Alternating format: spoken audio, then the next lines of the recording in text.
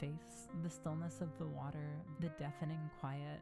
The purposes those buildings served will never be served again. The people who once inhabited them will never step foot inside them again. They're completely underwater. That's it. It's not so much empathy, not nostalgia, not loneliness, not grief or guilt. It just is. Someday this will all be gone, and all we can do is make the most of the time we have and try to minimize how much we fuck things up for whoever or whatever comes after us. Oh God. Because the gradual end of one thing is invariably the gradual beginning of another. Oh God, where is it? That until the old has completely changed hands with Oh God, where is it? Fuck.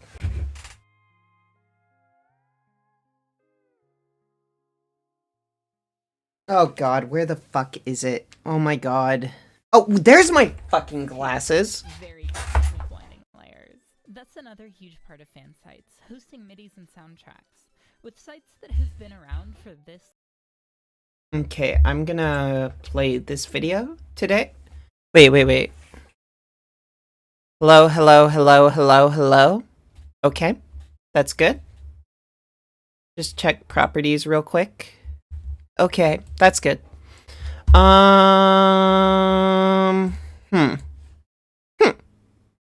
Okay, so I'm gonna work on my comic today. Get it over with. Be done with it. I ate beforehand too, so I wouldn't like get distracted or anything. And I'm really excited to show off the stuff we're working on today.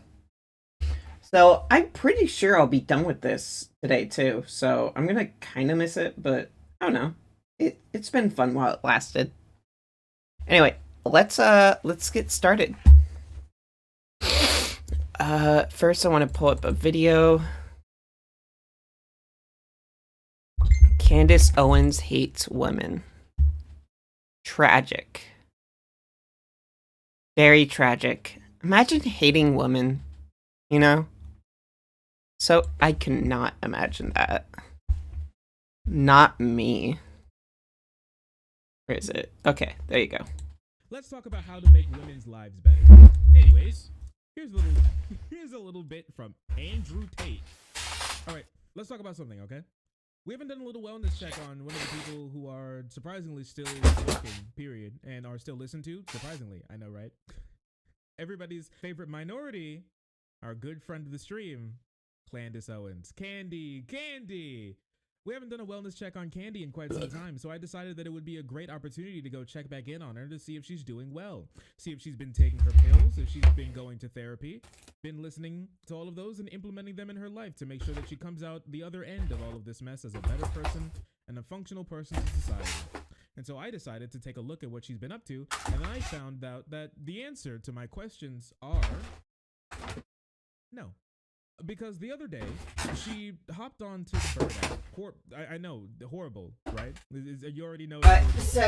Oh God. She decided to ask a very peculiar question. And the question was, can you name one objective thing that has gotten better in American society since women were given the right to vote? Please contain your emotions in this answer. I know you women are too stupid to actually abide by logic, so I will say now, put your hormones away. Where is it? Dumb women. I'm working on an episode. Where is it? There you are. Some of your answers.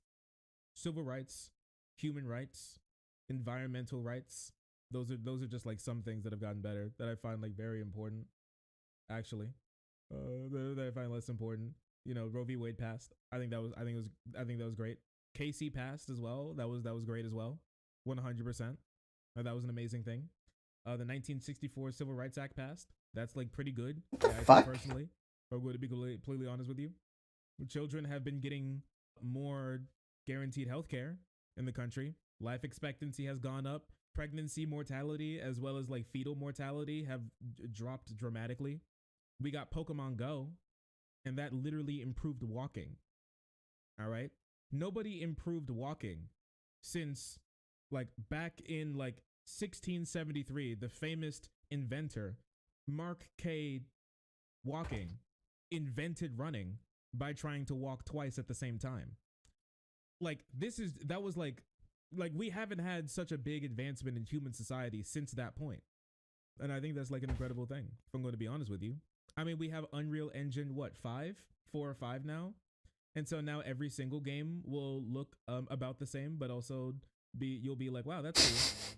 For the first like 2 $75 games that you buy, but then you're going to be like, I'm gonna, can you make something? Full video is kind of quiet. Okay, thank you. Loved up with the most Thanks for pointing that out. Let me know if this is better. Also, welcome to the stream, Azai. insane soundtrack you've ever heard in your entire life. Is it better? Walk to the Power of 2 coming in 2024. They go crazy. They go crazy. We got every Pokemon. That is true. We did get every Pokemon. That's an incredible thing. That's an incredible thing. We recently reached How's your day lowest going? point in African American unemployment since African Americans were forced to be employed as slaves recently, and I think that's actually super sick. We're moving forward in like homelessness. Like we're moving forward when it comes to helping the homeless epidemic. That's like an incredible thing. So there are like lots of things and even more that I could possibly name off the top of my head, but like those are just some things that have gotten dramatically better since women had the right to vote. And honestly, I don't really think, but like the question in and of itself is insane, because the idea that somebody having human rights is conditional upon whether or not the outcome of them having human rights is politically efficacious for me or not is genuinely wild. Because at the end of the day, we could name like all of those things, but she may not necessarily care about it, because I don't know what Candace Owens actually cares about. I genuinely don't know what she actually cares about. I care about all those things. I care about human rights, human dignity, people having as much am I hard to hear with this? I don't know what her rights, I don't know what her like opinions are about the world, except for like it's better than doing like, not I honestly, right? And since she's a conservative, obviously she would go by conservative standards. Yeah, it's better than doing or worse. So night. Making sure poor children don't have free This lunch negative I makes the world better. anti-I Revoking the expansion of like unemployment benefits is making the world better. And then also means testing everything for disabled people. So I think I'm gonna play on like the edge of poverty and having any less serious videos. I think from how you're talking, I'm gonna play more wholesome videos. Redundant though it may sound, the internet I grew You up might with appreciate in this. the late 90s and early aughts is a whole lot different than the internet as we know it today. Decentralized is the word I'd use to describe it, less privatized. Without social media tying us all together, you had to learn HTML to share your thoughts with the world. Search engines were less optimized. You had to know where to look to find the goods. The goods, of course, being information and resources on all your favorite games and anime. There were large chunks of my life where I didn't know anybody IRL who liked the same games and anime as me, so frequenting these websites was my substitute. Though blogs like Super Mario Broth and the invaluable work put into the cutting room floor keep the spirit alive, the fan site is an all but lost art now. More and more sites go offline each year as their creators outgrow them, as tides change, and as support for things like Flash give out entirely. I suppose, in a sense, I am duty-bound to share and archive the sites that no doubt informed who I am today. So journey with me through the fascinating bygone world of video game and anime fan sites. Though I didn't grow up with it, I want to start with a site that acts as a Rosetta Stone, a roadmap for what's to come. Kirby's Rainbow Resort, which launched in 1999, is the platonic ideal of a video game fan site. It contains nearly all the core elements that made the fan site unique from later forms of fan expression. It's got tons of in-depth information on the entire Kirby franchise, both its games and its anime, written in a distinctive and at times idiosyncratic voice. For example, it has reviews of every copy ability that are more thorough than most contemporary reviews of full Kirby games were. The true sign of a good fan site is when it's been up for 20 years, but still has... Yeah, the video was about as loud as you like, before, and I suppose ideally ideally German it's a bit Kirby quiet. comic that looked like this? Man, look at all this concept art yeah. for Be I'm not Arrow. gonna talk that Look much how though. good this looks. This music page owns too. Very good use of blending layers. I basically That's have this another up so I huge don't part of have fan to talk sites, as much. Hosting MIDIs and soundtracks. With sites that have been around for this long, you start to figure out which pages are old and unchanged, and which were newer additions based on their layouts. It's like counting up the rings in a tree, except with image compression. For Rainbow Resort, every section of the site is a bit different, and they're all so cute. It even has its own custom captcha. Another element of fan sites were their inclusion of works produced by other fans. Fan art, fanfics, fan-ripped sprite sheets, wallpapers, and I better see some of y'all using these icons. From about the 2010s onward, updates to the site's content slowed to a trickle, but it's still being updated to fix its formatting in order to keep true to what it was in its heyday. Another site I was relieved to see looking about the same as I remember is Animal Crossing Community, which has been around since 2002, the year GameCube Animal Crossing was released in the States.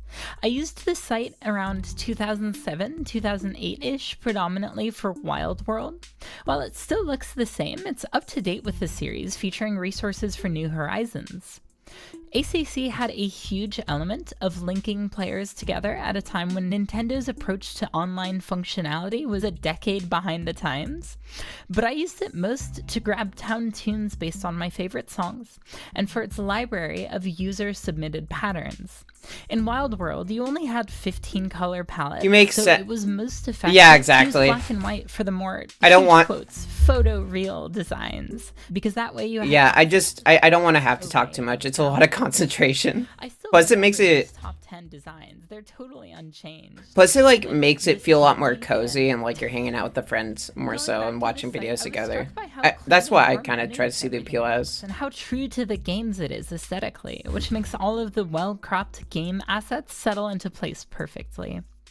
Another site I frequented back in the day, and another that matches the look of its respective franchise perfectly, is Court Records, which was focused on the Ace Attorney games.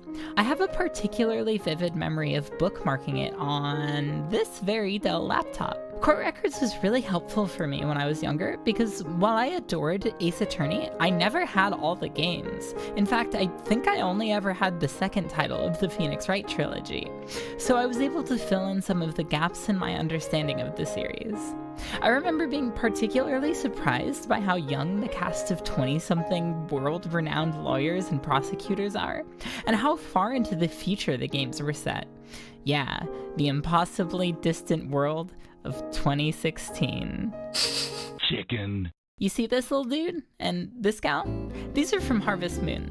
I use them a bunch in videos when I don't know what other footage to use because I like farm animals a bunch and Harvest Moon has some of the cutest in the whole business. Sure. I actually haven't played very many games in the series though, certainly not extensively, but every few years I give one a shot before quickly falling off it due to other obligations or whatever. This cycle though is what brought me to Ushi no Tane, to this day perhaps the most in-depth resource for the Harvest Moon franchise and its spin-offs. Like Animal Crossing Community and Court Records, Ushi no Tane is still active and hosting its own videos. Wow, that's not very common at all. Also similar to Animal Crossing Community, it's a resource with tons of visuals, which maybe this will make me sound like big dumb infant, but it is very difficult for me to focus on large, unbroken blocks of text without reflexively starting to skim the information within. Recently, I played through Yume Nikki for the first time with a walkthrough at my side, and I had the hardest time following basic instructions without having to reread everything after each step to recenter myself. So yeah, the visuals are greatly appreciated. While it might lack some of the fun, offbeat bells and whistles of other fan sites, you can really feel the love put into these games all over.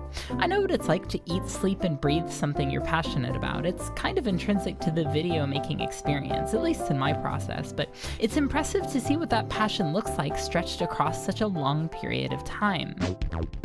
One of the most popular, longest running, and most densely packed fan sites out there is the Mushroom Kingdom. Fitting considering its focus on one of the most popular, longest running, most densely packed game franchises out there. TMK started as a GeoCities site in March of 1997 and has been updating with new information, screenshots, and much, much more ever since.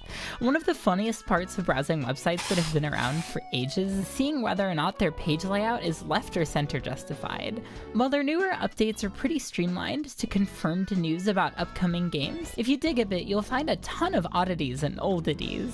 I still use this site for the occasional voice clip or MIDI file. MIDI's nuts. In digging around this time, I noticed there's a page full of hosted fan films from the late 90s. These are amazing.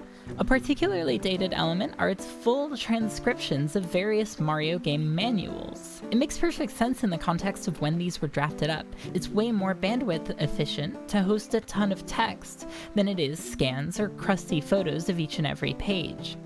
You saw this a lot with game FAQs back in the day, and it's present on the Mushroom Kingdom as well. How on the cheats and tips page, you'll occasionally find descriptions of glitches or programming oversights. Like, they mentioned that you can rotate the camera during the end cutscene of Mario 64 if you plug the controller into the second port. That's almost certainly not an Easter egg, but rather a development tool that was left in by mistake. Saving. Super cool either way. I had absolutely no clue that was a thing. Glitches still had their own page, and of course it contains one that endlessly fascinated me in my youth. Daisy's Third Eye. I'm pretty sure I actually read about it in a Tips and Tricks magazine, which, man, video game and anime magazines are their own video. Nintendo Power taught me more about writing than any English class I ever took. I could talk for ages about the various unofficial Beckett magazines. Let me know if you're interested in hearing more about that. Maybe I'll do it in the future. But yeah, I remember reading about it and thinking for days on end about why it's there, what it could be trying to say, if anything. I remember trying to find it myself, but not being able to, and I still don't know if it's because my copy was one of the revisions where they removed it, or if it was because I couldn't figure out how to maneuver the camera properly. At this point, I honestly don't want to know. It feels right, in a way, to let this copy remain in a sort of liminal mode of existence, where this one element is concerned. Anyway, even just exploring for an hour for video capture, I saw so much shit I never knew about, from trivia about the casting of the broadcast satellite versions of Mario All-Stars, the Wario Koro Koro manga, or the Peach's Castle tech demo. This thing is so cool, it looks like security camera footage, and there's such cleverly contextualized integration of the GameCube's FMV capabilities. Oh, and speaking of tech demos, there's a whole write-up on the Yoshi's Story GBA tech demo, which was probably written as far back as 10 whole years before the demo would actually be dumped. Time flies. God, this is so hard Look at at these times. Winamp skins. Wario confirmed trying to, placebo fan. This next one was actually one I'm trying to work on the river, so I need to make sure compendium. Well, I get these squiggles right for the river. I've always had a weird appreciation for Bonk ever since I played the NES port on Nintendo8.com. Bonk is great. I love this little guy. His games are super charming and at times really bizarre and abstract. They're a lot of fun. This site only ran for a year, and it was focused on a pretty niche subject, so there's not too much of note. Oh my fucking god. Being about a niche subject certainly doesn't always mean your site's gonna be light on content, of course. Just look at the West Mansion, a fan site dedicated to quite literally all things Splatterhouse. The propulsion with which this site documents damn near everything about this tiny little series is kind of awe-inspiring. To the day, to the digit sales numbers for Splatterhouse 2010. A complete list of cameos, including breakdowns on whether or not some games are referencing Splatterhouse or Friday the 13th. A complete list of merchandise. A massive collection of fan content, including art by the dude's 2 daughters.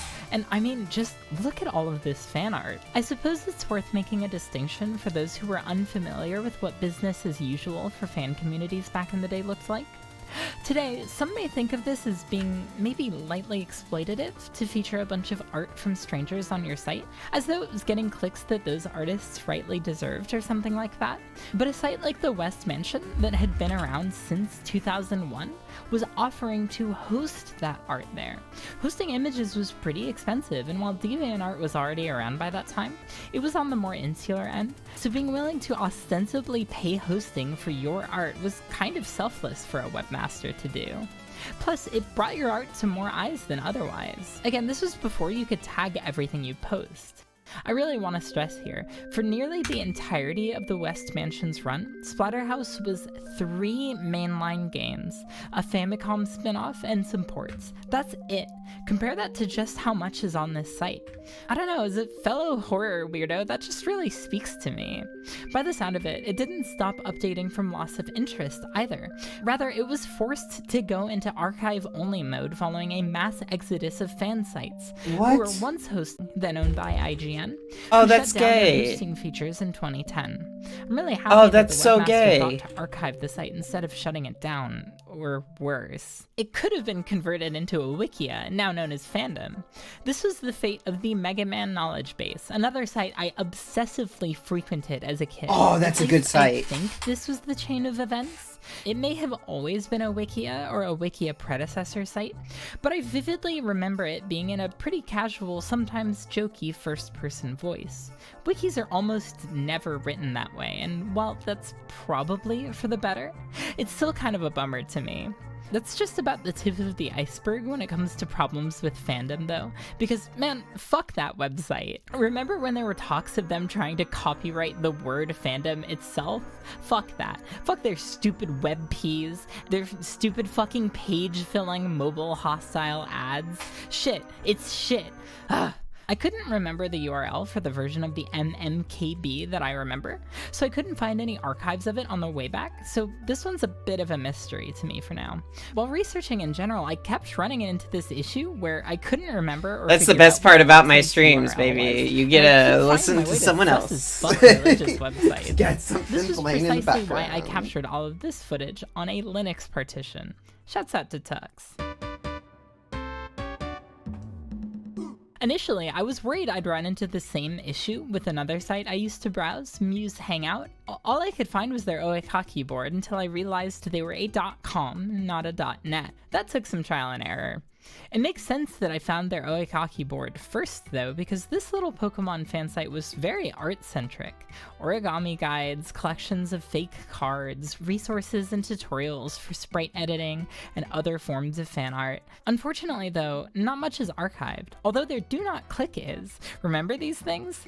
I went to this site only a handful of times back in the day, right before it suddenly went down in 2007 due to a server mishap, nearly a decade into its run. For as much as the sentiment online that once it's there forever, this is a reminder that things slip through the cracks all the time. Again, this is why it feels important to discuss, share, and shine a light on these websites. A lot of these are sites I've never heard anyone else talk about. Following a similar mindset is Neglected Pokemon Lovers. The saddest, most tragic thing to ever happen to that was the If Goku Had AIDS video series. And I think there was like 19 parts, but only the first part was archived, and the only access to the second part is available through a reaction video. And I find that just so sad and depressing because that's so much history. So much beauty lost to time. I would love it if there was a way to regain those videos again. That would be so nice. Unite, a collection of shrines for Pokemon that seldom get attention or recognition, be it due to their competitive unviability, their lack of presence in the TCG, their perceived ugliness, or what have you. This site is genuinely touching, and I think it's really interesting how the other sites its webmaster links to share in common a nearly defiant swell of old web ethos and aesthetics that transcend mere nostalgia, and harken back to a pre-mass privatization internet in such a fashion that proves there's still value in hosting and sharing information outside of the rigid frameworks of social media. The NPLU shrines were what compelled me to code my own website through NeoCities. It's somewhere online. It's very simple and the HTML is probably pretty broken, but I had fun putting it together. It felt like an act of self-care to make something so purely for me, and also the folks pledging to me on Patreon. Thanks, y'all. The most interesting part of researching this video was noticing the difference in trends from video game fan sites and anime fan sites. Yeah, that's right, bitch, it's time for anime.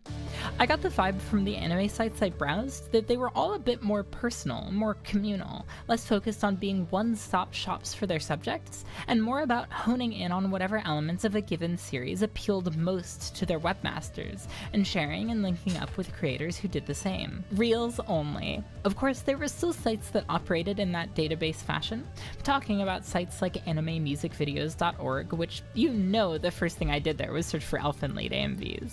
There's also Anime on DVD, which, man, remember when you needed a website to catalog how and where to find anime DVDs? Wild. Also, this one has a site comic. Can we please bring this how to draw manga shit back? It's so good. Blue Laguna is another. Credit to Neve for pointing this one out to me. I know it doesn't even count because it's a site that was predominantly dedicated to JRPGs, but keep in mind, the kids who were rolling deep in JRPGs in the late 90s were very likely to be rolling deep in anime because there was a direct relationship between game fidelity getting greater and the anime stylings of their designs being more unavoidable. People meme on Titus for being a pretty boy like Cecil didn't already look like this. Oh god. In 2005, Kitase said that the Final Fantasy VII remake would take 5 years to develop. Despite being down out, the site is really well archived, which I think is a testament to how beloved it was. And that's more than anything why I wanted to talk about it here. Also, I couldn't figure out how to fit it anywhere else. Buy WoW Gold in Final Fantasy XI, Gil. Wait. Isn't that Goku? Okay, we're entering a reels-only zone here. There is no better touchstone for the zeitgeist of anime fandom in the late 90s than the big two, Dragon Ball Z and Sailor Moon. DBZ Warriors is such a primo anime fan site. Shouts out to Adam for the recommendation. Operating from 1999 to 2013, this site has a lot of the key pillars I talked about earlier. The gallery is full of wallpaper and fan art, an incredibly thorough summary of the entire series broken up by arc. I love the page that attempts to chart the entire cast's power levels from arc to arc. I will be perfectly honest, the webmaster's Vegeta AMV set to Blink-182's Adams song made me sincerely kind of emotional. Pure cinema. Absolute fucking kino. Oh my god, the site has a whole section dedicated to hype for Dragon Ball Evolution that goes completely cold right before its release. Oh Even my though the site god. was still active until 2013. It's like the webmaster just couldn't bring himself to speak its name after seeing it. Wait, Goku was planned to die in the sequel? Of all the interconnectivity I guess I it makes observed sense. in my research, Yeah, the I pocket can of see old that. web that carried this trait the Because he dies in was that of Z, Sailor Moon so fan sites. that makes sense. They were all linking to one another's shit, so it felt like I could just kind of click around endlessly and always wind up somewhere new. Sometimes I'd be browsing and wind up at a Christmas-themed Sailor Moon site, or a site dedicated to the 2003 Tokusatsu series that also has a massive list of every moon goddess across known culture What? the admin could find. That's Sometimes so I'd cool. wind up way out in the middle of the sea at a fan site all about Digicarrot, or one for Yuki of Judy and Mary fame. I love Judy and Mary. They're one of Mariko Goto's favorite bands. It's a shame this massive collection of images isn't archived. I bet some of these are like really hard to find nowadays. No matter what, while clicking from site to site, I'd always find my way back to Sailor Moon, which makes sense given that it was such a massive international hit that broadly appealed to girls and boys alike. While skimming through a particular site's episode guide, I stopped myself to ask, why are so many of these so in-depth, down to like scene-by-scene summaries? But upon thinking about it further, it makes perfect sense from a functionality perspective. There are 100% holes in my memory of shows I grew up with because it was so easy to miss episodes here and there. In particular, I missed a lot of my favorite shows on Toonami until I was allowed to stay home alone because my parents would so often go out on Friday nights, taking me with them. I learned more about the story of Dragon Ball Z from the PS2 games than I ever did the anime because the anime was straight up hard for me to find. Oh man, if you want to see no shit, the most impressive use of HTML I have maybe ever seen, look no further than animetheme.com, which has been running since 97.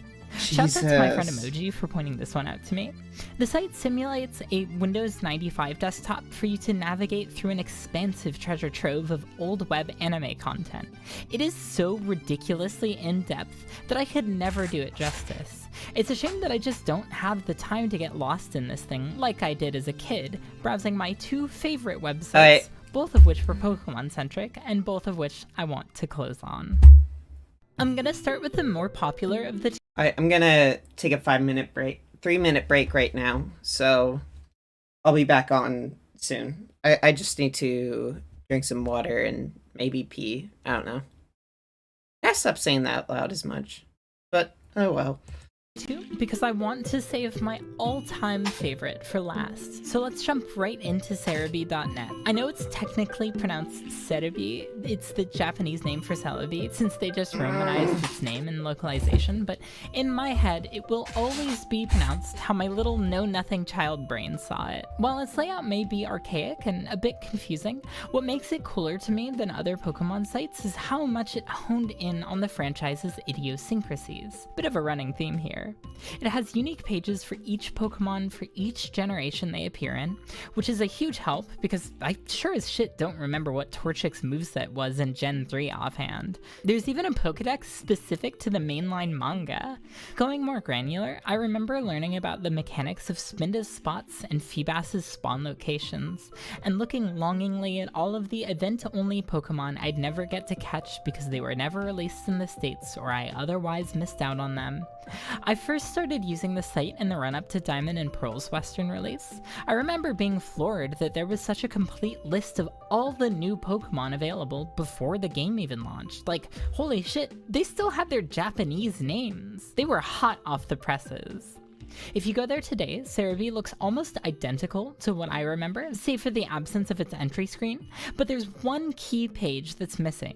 My favorite page, their list of hoax Pokemon, Fakeamon. This page literally hotwired my brain. I just want to go down the list with you so you can hopefully understand why. It's sad it's gone. This first one is so glum looking. It's kind of scary. There's a mortal resignment to its pose. Its saggy, lanky body lurching slightly forward. The fact that it's a grainy camera photo of someone's screen makes it look like if I stare too long, I'm going to witness an execution. Check this out. It's not 100% set in stone that it's fake. It's crazy to think back to when we didn't know what Piplup's evolutions were.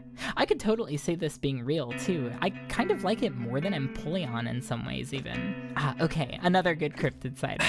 I think at the time, they had announced Lucario was a final evolution Pokemon, or maybe people were just correctly assuming that there would be a pre-evolution. This one is just a blue dog. It's so funny. There must have been a pretty limited supply of screenshots at this point because these fakes adore this back sprite of Weasel. These three are so obviously fake, but it absolutely planted the seed in my head that some point, someday, they may announce a Pokemon game with a trio of starters who don't follow the grass, fire, water trifecta. Chisume is just a good little friend. Big fan. Now, this Chew? Korechu is one I never thought to dig too deep into until now because the art here is so assuming. Turns out it came from a really elaborate April Fool's prank for a Hey You Pikachu port for the DS. It's really cute, but the Japanese is hilarious. Koreyu. Good stuff. Gotta love the weird little Ditto Bonsly too. These legally distinct Groudon and Kyogre are from Action Replay boxes, I think. This Skitty mockup is so cute. And then, back to the scary stuff. I don't even know what I'm looking at here. These guys are like, non-Euclidean. I still can't quite pin why I reacted with so much morbid fascination to these guys, but I think it's safe to say they were filtered through my brain's rock tumbler into the same pile as some of the stuff I learned about from this next site.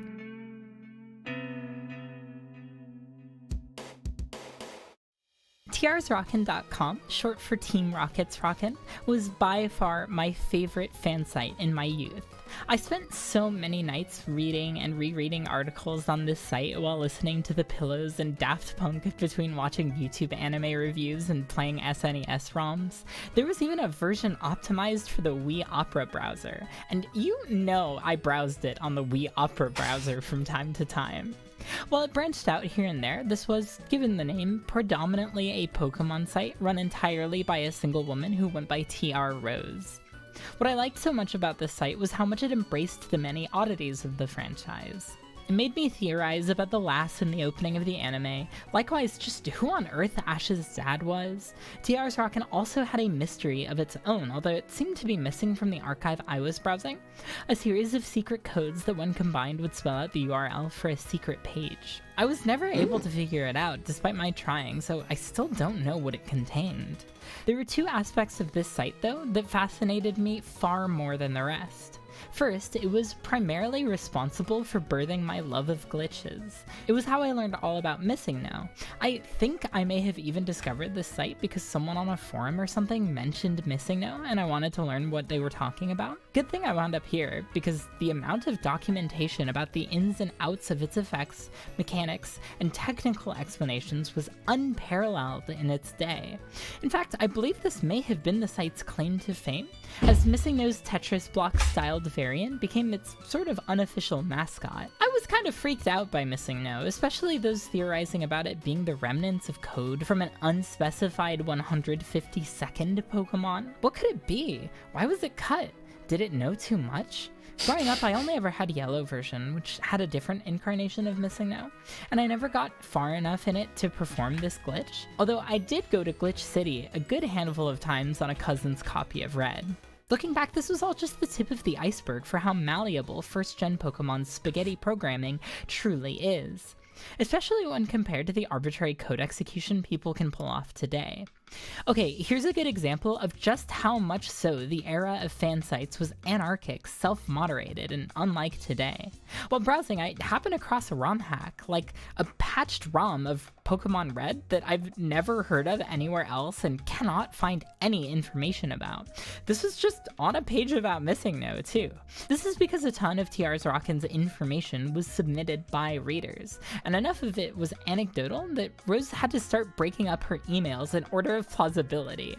You can just say shit online, after all. Nintendo uncles need not apply. I think I've discovered what Pokemon Missing No might be. Jesus. This is just a theory, though. I was bored and decided to try and decipher the glitched up mess, and I finally got it to match a Pokemon someone had found.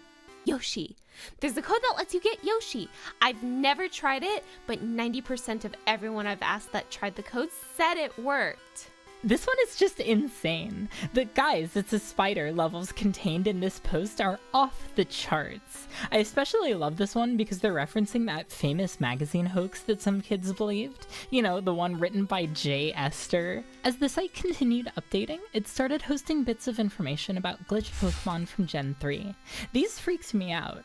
The totally style incongruous question marks, the colloquial term being bad eggs. If I recall, my logic was like, if Pokemon can evolve, and these question mark Pokemon exist, how and what do they evolve into? See, the thing about being a kid with the dyslexia ADHD combo in a barely post-YouTube world was that I was reading tons of fan sites, but I was really just skimming everything. It's why I would read and reread their various entries and articles so religiously. Each time I picked up on something new, the result was that a lot of this information is very hazy in my mind, a miasma of misread nouns and vivid images. I could get a general understanding of why they existed, but it always felt a bit dangerous. So too did the other element of the site that occupied my mind as a child, its documentation of bootlegs. It had your standard non-specific bootleg toys, your prettiness BBs, soul stirrings, fun toys, but by today's standards, that stuff's sorta low-hanging fruit. No. The real shit was the Pokemon bootlegs. Yeah, we got knockoffs of existing figure molds with shit paint jobs for days, but I need more. Give me something harder.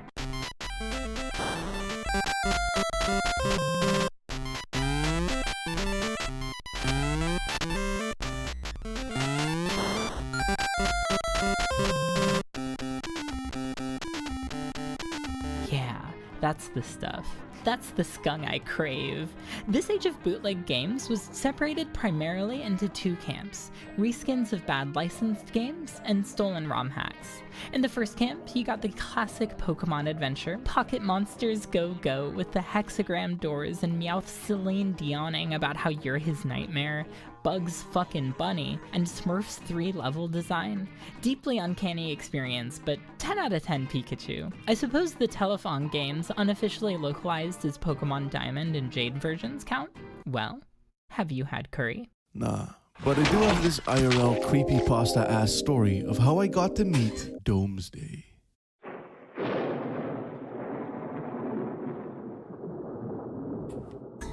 So, outside of the city I grew up in, there's this big old rooftop marketplace. It has a name, but no one uses it. People just call it the Black Market. Diet Kowloon vibes for days, and if you want some pocket knives or some shit, you can get them. If you want some sex toys made out of dubious materials that may or may not give you cancer in the long term, you can get those too. If you want weed lollipops or Dolce & Gabbana sunglasses for $3 a pop, you can certainly get those. And if you want to be pickpocketed to hell and back, then this is certainly the place for you. Growing up poor, though, me and my family defo went here more than I would like to admit. And one day I was cruising around with a friend when we saw a vendor that had some video games. So I was like, hey, psst, bro, look, video games. And so we run on back to our parents, all like, yo, dad, bruh, it's video games. And then his dad was all like, nah, I don't know about that. And then we were like, no, but for real though, for real. So we went back there and they had some PS1 games, mostly those weird-ass Euro-only ones like, you go for dandy, Yugo is best.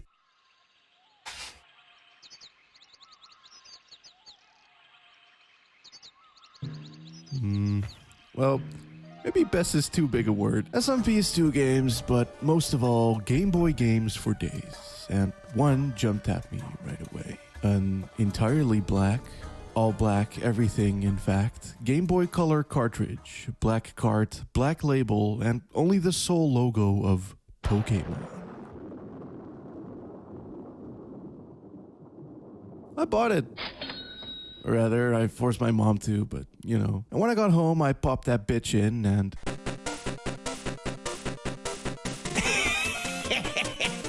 So yeah, this is the oft-memed Chinese in origin, but English-ish in language-in version of Keitai Denju Telefang. The game takes place in the year 2020, and there are special mobile phones equipped with a unique antenna called D-Shot, which allows teleportation through antenna trees.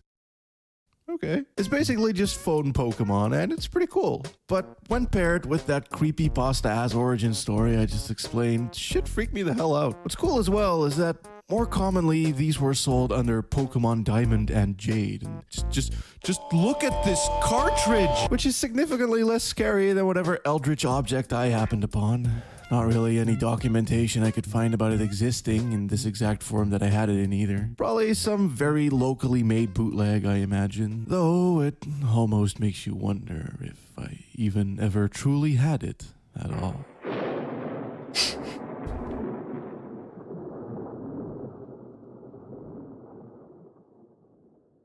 Did Thor just say he's never had curry? Exponentially scummier though it may be, and in part because of that scum factor, are the legit fan-made ROM hacks that got sloppily dumped onto carts and sold at flea markets and auction sites and shit. Pokemon Chaos Black with the art from Chaos from Sonic Adventure. Pokemon Perla, oh shit, it's Chisume. Pokemon Naranja though, this one was a white whale for me for a long time. What more could a girl ask for than a Pokemon game where you play as Best Girl Misty that's based on the Orange Islands arc of the anime, the best arc clearly. I own a copy now. I got it on what was absolutely one of the best days of my life. I got to wander around the set of a low-budget horror anthology local TV series. I got to hang out with goats, and I spotted the homie at a local game store. This game is fucking weird. I can't say for sure, but I get the feeling it was primarily optimized for emulation because it feels really sluggish on real hardware and you never get the running shoes. It also inexplicably rewrites certain mechanics with no explanation, so it feels like a randomizer at times. Lapras learns Surf by level up, but you have to like really grind to get to that point, like 8 whole levels. It's wild. I bought that cart with my old roommate, who I would always talk to about these bootlegs, but the one that fascinated us the most was fucking Pokemon Frigo Returns. This game is so mysterious. Okay, I think I have an idea. The weird airbrushed fan art, the foil box, the Lucario far off in the background. This dude's name isn't even Frigo. Oh, wait, Frigo is this guy? Oh my god, its shiny is just inverted. Where did he go? Where is he returning from? I don't know how I never thought to play it until now. It's available in browser even. Snow Leopard, if you're out there and you ever want to offload your collection of bootlegs onto someone, hit me up. These are still surreal to me, even in my mid-20s. Looking back, these were coming out not even that long after the games they were based on. Beyond the inherent uncanniness of such clashing styles of the original art oh god, and I'm added so Pokemon, stupid. the baffling decisions and lack of consistent logic meant that in pondering why these all exist the way that they do, I was searching for an answer I'd never get. One that, if I did get, would no doubt feel unsatisfactory. Just like Daisy's third eye, the chase is part of the experience. Some things are more potent when left Looking back on these fan sites, I feel aware now more than ever what a weird spot the internet is in right now. We're all closer in digital proximity than ever, at our most likely to cross paths with one another without realizing it, at our most able to glean very personal information about one another we make readily available for whoever may come across it, and to make assumptions about one another, yet things still feel so fractured, bubbled. What I always have to stop and tell myself before I start acting like a Luddite, though, is that what's changed are the formats we interact with, not human nature. Each hand will always wash the other, but I want to believe that even as the internet gets more privatized, as we feel more connected yet more isolated, that our ability to step back and assess our behavior and that of others will be what grounds us, what allows us to keep in mind that there are real people on the other side of our screens. I don't know, man. Shit's complicated. Fuck Megacorps, fuck Disney, fuck Twitter, fuck fandom, and fuck the Zuck. Even though this video ballooned way out in scope, it doesn't even scratch the surface of the old web experience. From Flash animations and games to non-English speaking fan sites, from Angel Fire, Tripod, and GeoCities to official websites like the Brawl Dojo. For as insular as the internet was back then, it was still enormous, and it probably only feels as small as it does by comparison because of how much has been lost. So thanks to everyone making efforts to archive what was once so dear to us.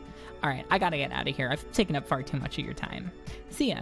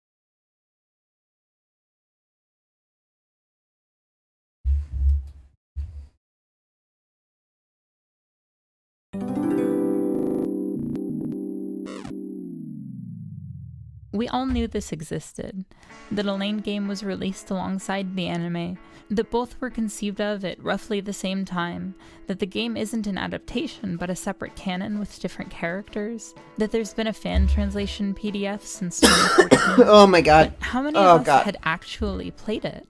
Its ISOs have been available, but there's not a single full playthrough of the game on YouTube. Why would there be when the game consists of listening to long blocks of untranslated audio that has to be cross-referenced against a 600-page PDF?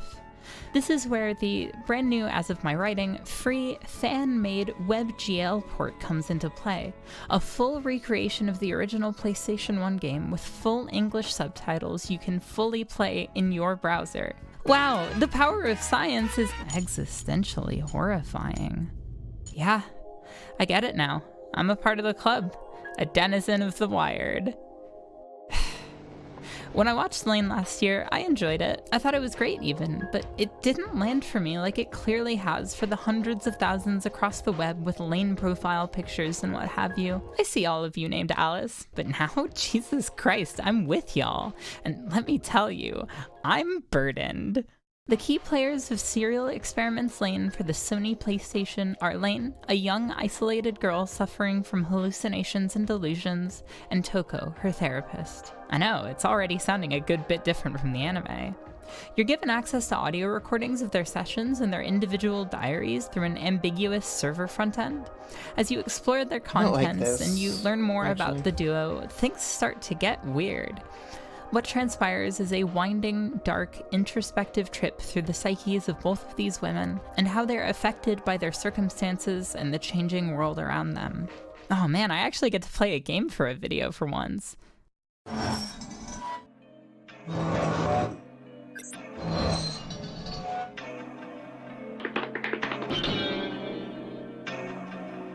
Oh.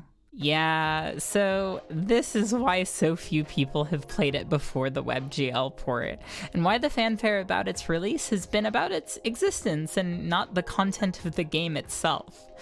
Would you believe this game runs even worse on emulation? The story contained within PSX Lane is one you're going to have to work for, but it's one I found more than worth the effort. While even the port's lead dev has said they don't fully understand it, they have given some starting tips, which I'd like to share and add on to before I get into some of my thoughts.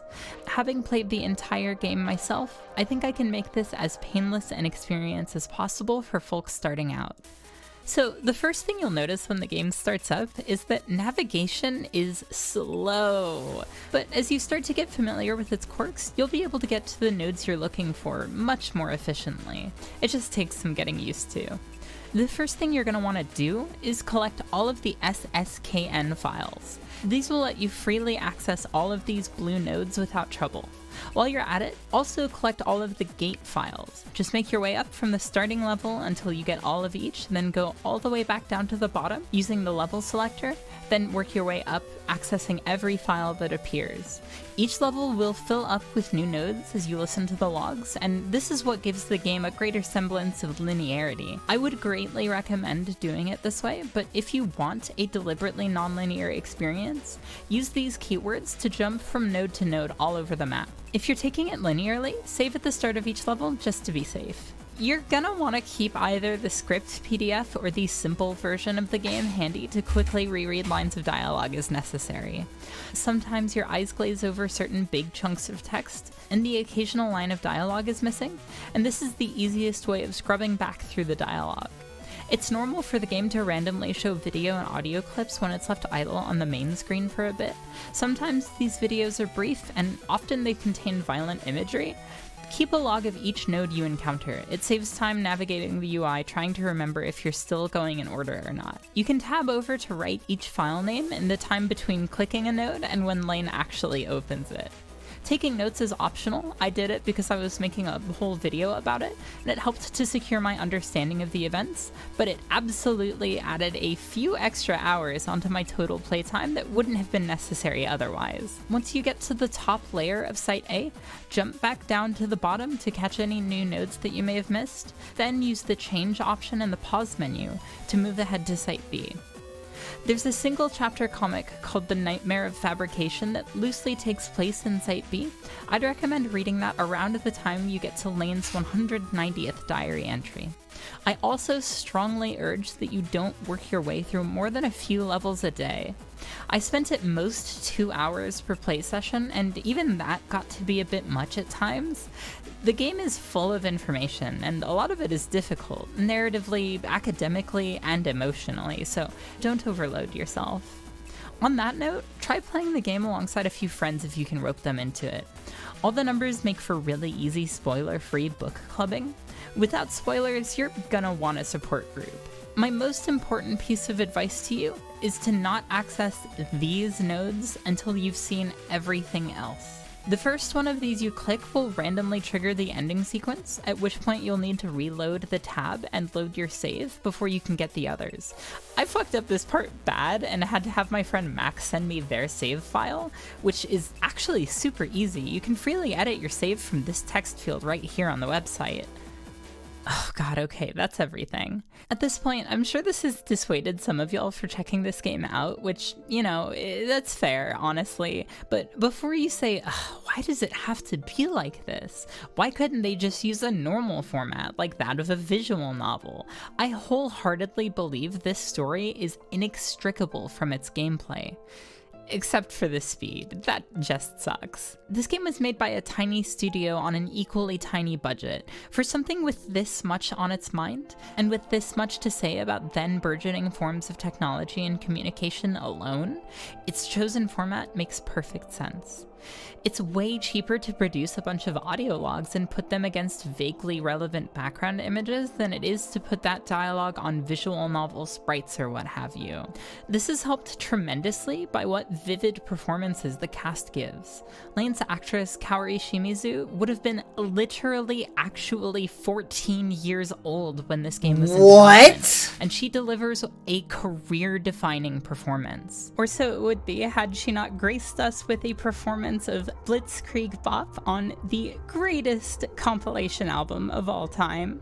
Between the difficult subject matter and the complex medical terminology, she never falters in communicating to us exactly what Lane is feeling.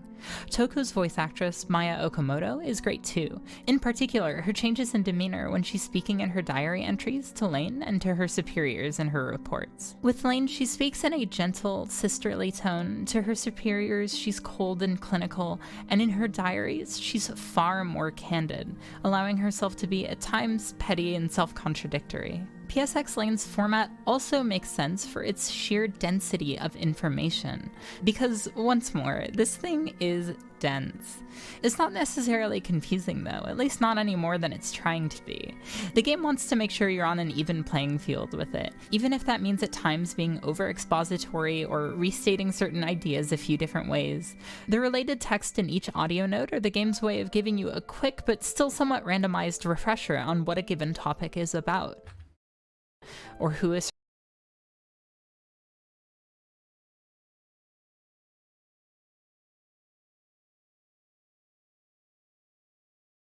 certain character.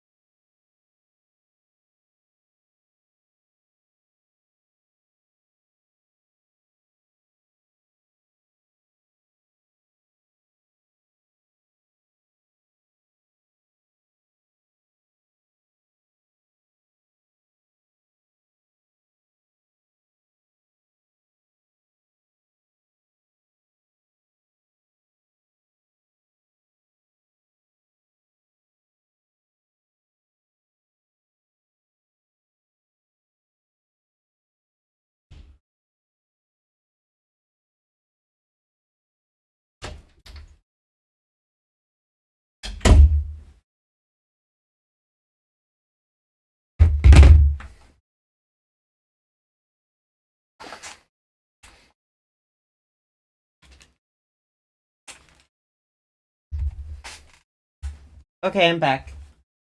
Oh, God. Is.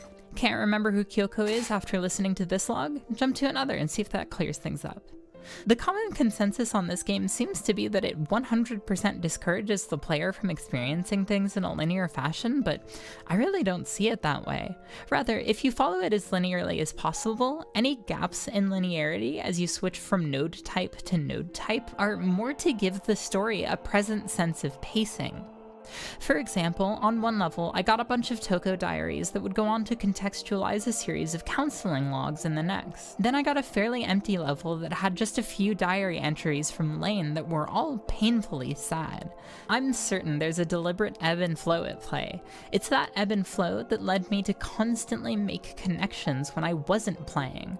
On one occasion, stepping out of the shower soaking wet to furiously jot down a few theories I had as to what the game was building up to. Like series writer Chiaki J. Konaka's consistent inspirational touchstone, to play serial experiments Lane I'm for glad. the PlayStation is I'm to gonna go down a rabbit hole, and to exit the other side unsure. Yeah, I'm gonna finish up the rest of these trees. And I have a plan for this area. And then I think I'll be done with this comic for a bit. I just need to add some shading to this guy. And then I'll add the dialogue and I'll be done. Yeah, exactly. It's gonna be pretty pog. And I'm pretty excited. Okay. Sure of how you got there in the first place, but forever changed nonetheless. PSX Lane operates on this raw animalistic. Where'd you find the I'm bad with names, so we probably chatted before. Where'd you find this video, by the way? If I may ask. Impulse in its broadness of scope, as if the staff knew there was a chance this one game could be their only shot at saying everything they had to say. You see this with a lot of early works. Tatsuki Fujimoto's Fire Punch comes to mind in particular, where it disregards cohesion of vision to be the most it can be. While I could see this being a turnoff for some, that energy is infectious to me. Across its runtime, the game ruminates on notions about individuality and conformity, computer-age existentialism, the psychoanalytic theory of transference, escapism, gender roles, the privatization of the internet, consciousness and the subjectivity of memories, overwork culture and workplace harassment, online harassment, god complexes, puberty, lactose intolerance, the future of artificial intelligence, and most crucially, mental health.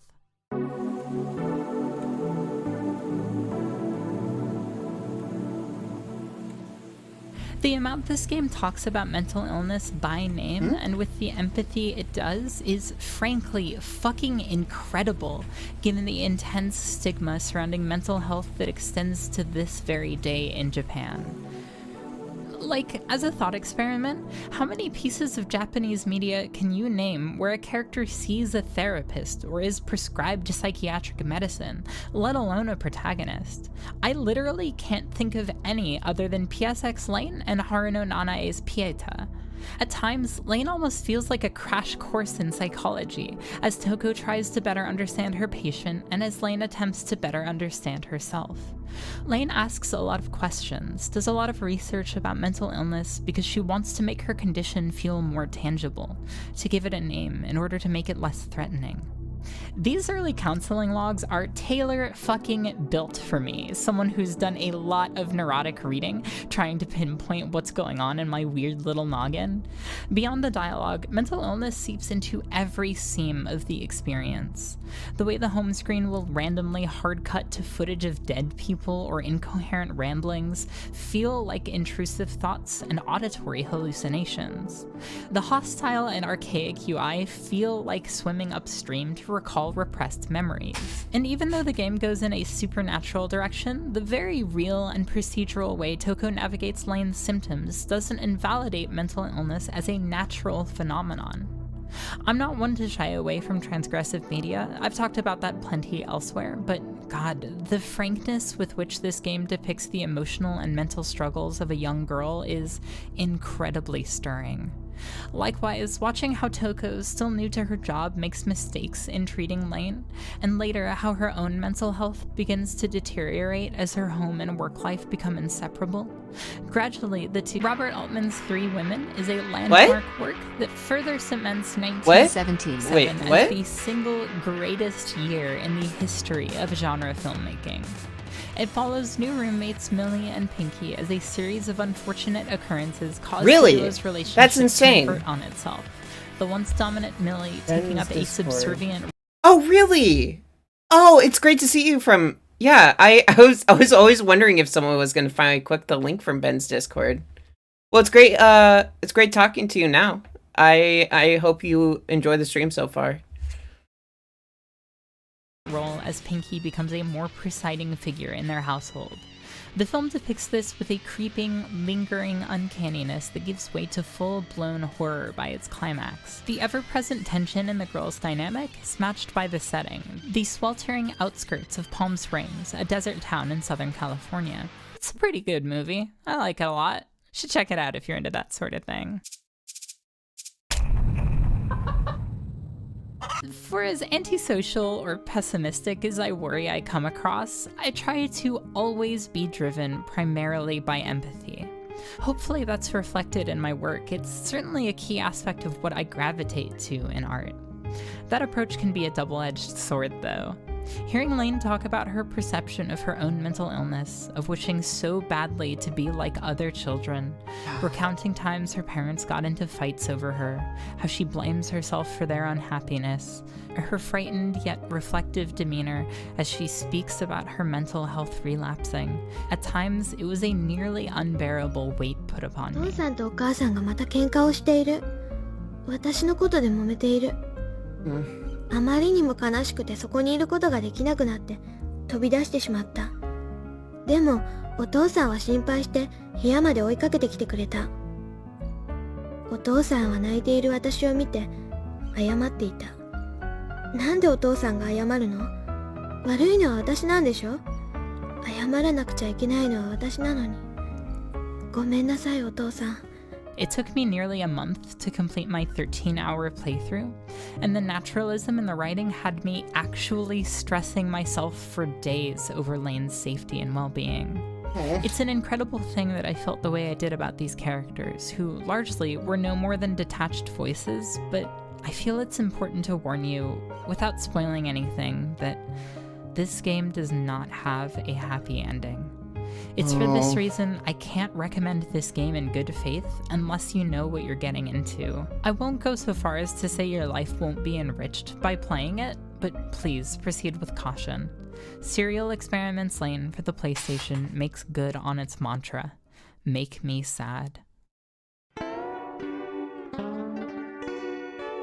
I live. I thought the for anime's that ending was uplifting in a bittersweet way before I played the game. Jesus. In a sense, PSX Lane completes Anime Lane, but not in such a fashion that makes the anime incomplete on its own. It contrasts with and informs the anime in new ways. Like, did y'all know Lane is named after R.D. Laing? Yeah, the famous psychiatrist whose work focused heavily on psychosis as filtered through a lens of 20th century existentialism and psychedelia? Perhaps his most famous quote is as follows: "If the human race survives, future men will, I suspect, look back on our enlightened epoch as a veritable age of darkness. They will presumably be able to savor the irony of the situation with more amusement than we can extract from it. The laugh's on us. They will see that what we call schizophrenia was one of the forms in which, often through quite ordinary people, the light began to break through the cracks in our all too closed minds." Yeah, that's kind of a lot, isn't it? With the game being arguably more about psychosis than about computers, it makes the show as a depiction of dissociation and neuroses all the more obvious to me. I knew that was part of it on my first run, but it felt more subtextual. Now it just feels like text. It's also interesting to me how both the Lane anime and the animated cutscenes in the game were done by the same studio pretty close to one another, yet their styles are totally different. When you look at character designer Yoshitoshi Abe's concept art, you have to squint for details to figure out whether or not they were done for the anime or for the game. Ah, Lane's outfit is different, must be the game. Oh, she has a sister here, this is definitely the anime. I can't say for sure why the styles are so different, but I do think it's significant that the game's thicker lines and grainy look lent themselves better to the PS1's compression than the anime's washed out, almost brittle feel would have. I think the most crucial facet of Serial Experiments Lane that the game taught me was in the name itself. Lane isn't an anime with a few tie-ins and spin-offs. The game and the anime are two serialized experiments. In addition, and of equal value to them, there's also the tie-in manga, which features elements of both the anime and the game's canon, a smattering of art books and soundtracks, as well as the CD-ROM with a few mini-games, but most importantly within that CD, a bunch of extras like pixel art icons of the characters, desktop wallpapers.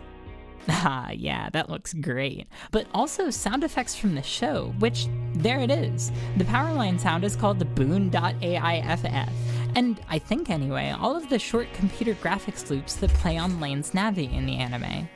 VLC hates these for some reason.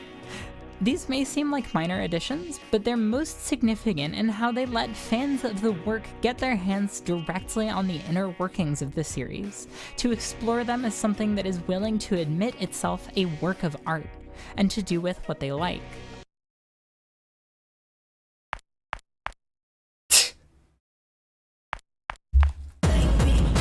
For what do you mean? Lane is a true blue... What do you mean? For what specifically? Sorry, I got really into the work, so I forgot what you said. I don't know what you're talking about, sorry. Lane was sold for $10 on 2 discs. Yeah, sure beats the shit out of current day prices. Not only is the indie spirit represented in its approach to its own existence, but also in how openly experimental it's able to be with its own format. See, Serial Experiments Lane is multimedia. It's as multimedia as any personal computer interactive experience CD-ROM is. But this is why the preface, "But PSX Lane isn't really a game," that comes up nearly any time it's brought up, even coming from well-meaning parties, is sort of reductive. Like, I don't know, it doesn't really matter if it's a game or not. Why limit our understanding of interactive media to whether or not it fits our understanding of games? I just think cool shit is cool. It doesn't need to be categorized. I don't care about your gender. I only care about Cookie's bustle.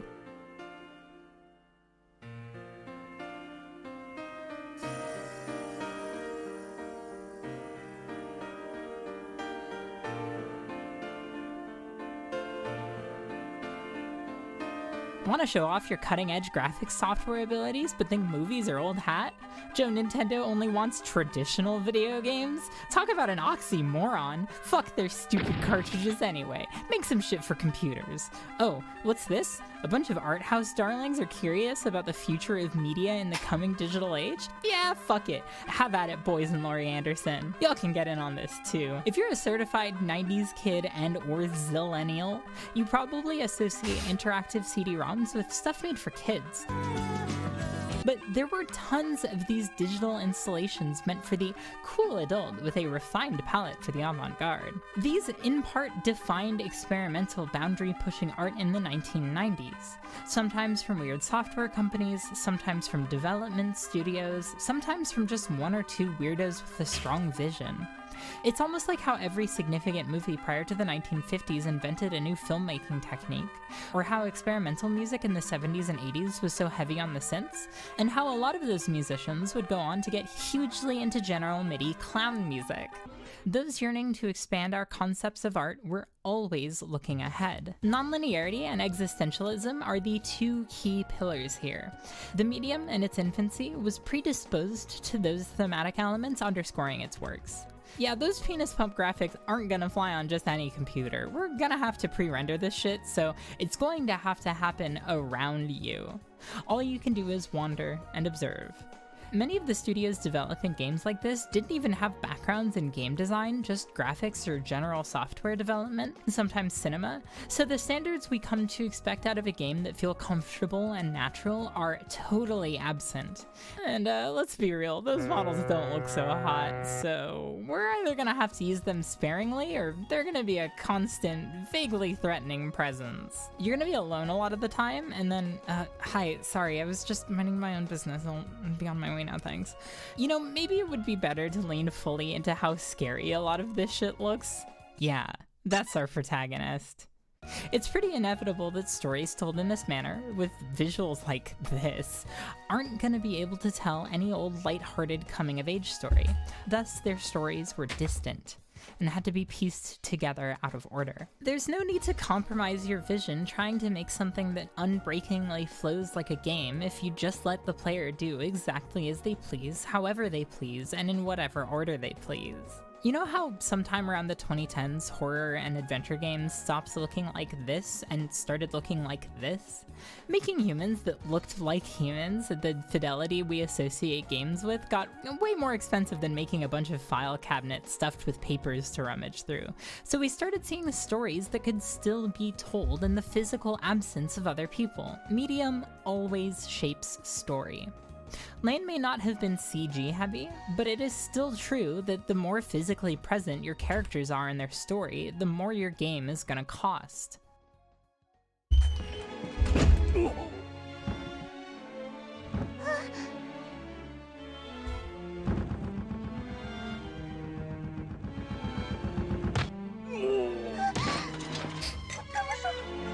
This game made me feel unsafe.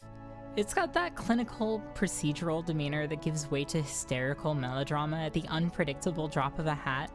Not even 30 seconds into the opening FMV, there's a close-up shot of someone self-injuring. It feels like at any second, in my pitch-dark, 90-degree bedroom where I filmed the off-camera footage for this video, this game was going to show me a real photo of an unidentified dead body. I'm sure it didn't help that I couldn't understand a lick of the dialogue because this game is super untranslated and is super not going to get a translation anytime soon, if at all ever. I mean, just look at all this kanji. How many people even know about this game, too? Even knowing that, I give it a shot because it's of note that Lane isn't the only PlayStation game that takes a clinical approach to cluster A personality disorders. I can tell just from the body language and voice acting that this leans way more into the schlock factor than Lane ever dared to, though. This title, Maria, not to be confused with Maria or Mario, centers on the titular Maria, a woman with schizophrenia who suffers from a split personality. I say split personality here, rather than the more modern term dissociative identity disorder, because just look at the way this plays out. It's soap operatic. Though its standard adventure game and visual novel fare, branching narrative paths saw a lot of utility within this space as an alternative to unguided exploration. Maria's spin is quite unique too, as it demands that the player swap from disc to disc in very short increments as they explore each narrative branch, making it closer to a physical choose-your-own-adventure novel. Of course, there are plenty of other experimental titles similar to Lane in the spirit of the multimedia CD on the home console. The always left-field Kenji Eno was making a sound novel specifically for the blind at the time. And of course, there's Suda's Moonlight Syndrome and The Silver Case, that one meme game, Echo Knight, even the comparative underachiever Kawaii Shashin, which actually does show you real staged photos of unidentified dead bodies and literally used a proto-creepypasta as a marketing gimmick, by the way. That game owns. The biggest commonality these works share is that they're quite clearly the product of the late 90s cultural climate, but that's its own video, don't worry. A lot of the folks involved in these interactive expeditions were 60s babies, raised in what was arguably the full swing of the 100th Monkey effect where American politics were concerned, as modernism gave way to postmodernism. His head just did that, dude. The contents of this upheaval being dumped straight into an ocean of psychedelia and space race romanticism meant these kids were fucking weird, in a charming way most of the time, especially the types who grew up wanting to be astronauts but wound up artists who still believe in world peace above all. Dude's like the creator behind a work with more connective tissue to PSX Lane than any I've discussed so far. John McDade, the author of the hypermedia novel Uncle Buddy's Phantom Funhouse. Sprawling across 5 floppy disks, a cassette tape, and 2 instructional booklets, the story assigns you the beneficiary of the life's work of artist, author, and songwriter Arthur Buddy Newkirk. None of the legal documents specify your relationship to him, though they specify it's very possible you have no recollection of having known him. In sorting through his digital belongings, collage art, unfinished screenplays, mock convention pamphlets, books, and much, much more, you start to find him. You find the who in all of the what. Maybe he was, at some time, a family friend, one your parents had a falling out with or naturally lost touch with. Perhaps you see some of yourself in him. You start to miss this relationship you must have had. Was he the reason you have such a fondness for Godzilla versus the smog monster? Or maybe it was the relationship you could have had. 100-layer gang. No one else was around to Yeah. remember it. Oh yeah. Really have I them? do.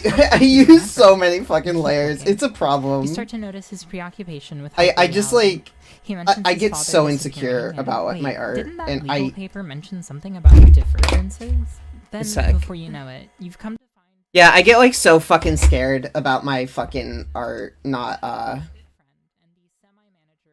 looking good, and I just always have to make sure that it's gonna like end up being exactly how I want it to be, which is something I do want to get out of at some point, because I feel like it's gonna keep my art from getting finished on time with my deadlines, which these past couple artworks I've been doing have been. It's so funny. Mood. Yeah. Do you draw? Oh yeah, you're in the art section, so you probably draw. I'd love to see your art sometime. Except that's not right, because neither of them are real after all. Not to us, not to our understanding of reality. Of course, Emily is a fiction, a term of art, a creation. And yet, she wasn't always so. I used to know him. Once she was flesh and blood, perhaps and bone, we all, a presence like any other in this decrypted world. Jesus Christ! A long time ago, after all, when I knew the class woman.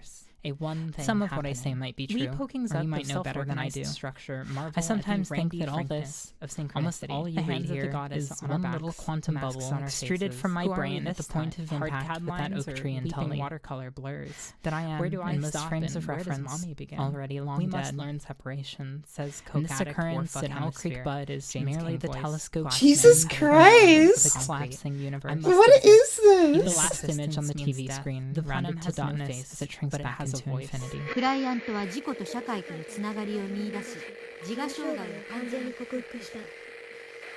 PPRS でも HMD の臨床評価も全く問題はない。私の初めての治療は無事終了した。ありがとう。私の大切なクライアント。 With everything I've discussed in mind, Lane is one of the most forward-thinking of its kind from a story content perspective.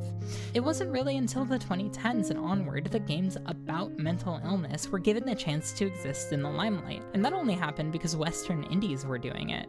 And even then, I believe PSX One last is thing the with this most one before I thorough. move on to the next That's panel. not even me being dismissive either. Rather, because of this, it's no wonder Serial Experiments Lane managed to predict, preempt, and influence many modern indies. This fact is genuinely profound to me that, armed with no more than an appreciation for the anime, scant screenshots or short snippets of gameplay, a brief skim through the translation document, or a walk through the FMVs Where is were all it? it took to inspire these works. Works like Milk There. inside a bag of milk inside a bag of milk, with its deliberately obscured visuals and its use of spiraling repetition to reflect intrusivity and psychosis. There's also One Shot in the Dark, Now I'm Dead. Full disclosure, I did a bit of voice work for this, which uses a similar framework of struggling to construct a linear truth from a sea of information as given to you in a faux web client. Those are just 2 examples, but both are great and super short, so you should play them. They both make good companion pieces to Lane. Though, for all its influence, the most interesting connection I made while playing PSX Lane was assuredly purely coincidental.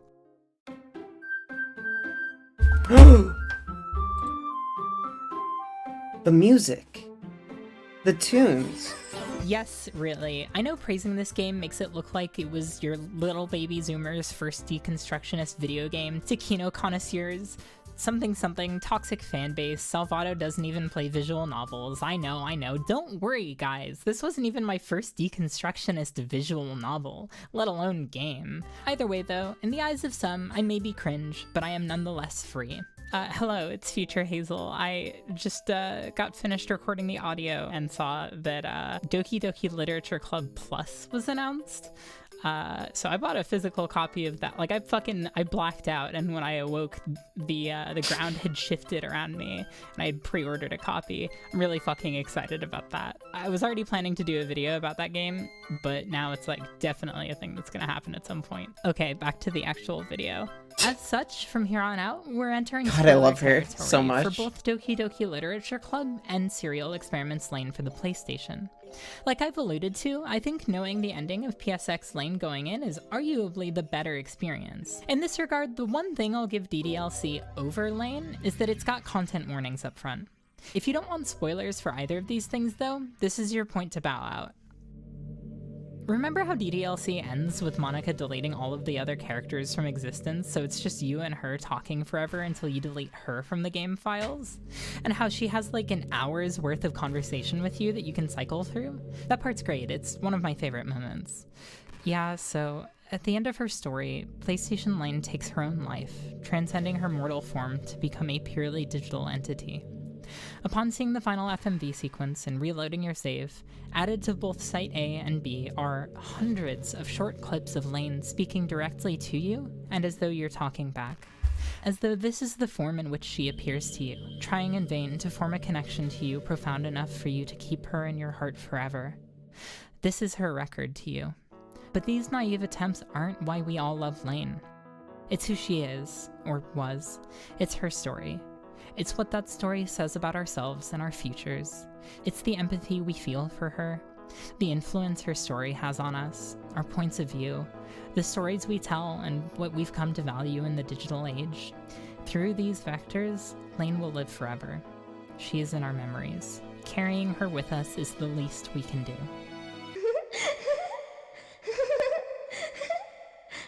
Jesus Christ.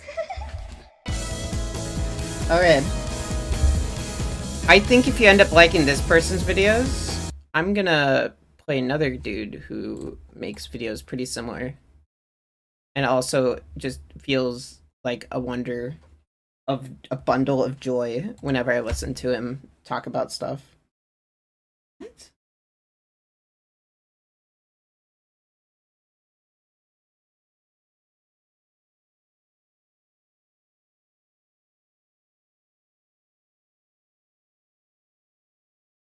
Oh yeah, God, my computer is like 3 hours ahead of the time.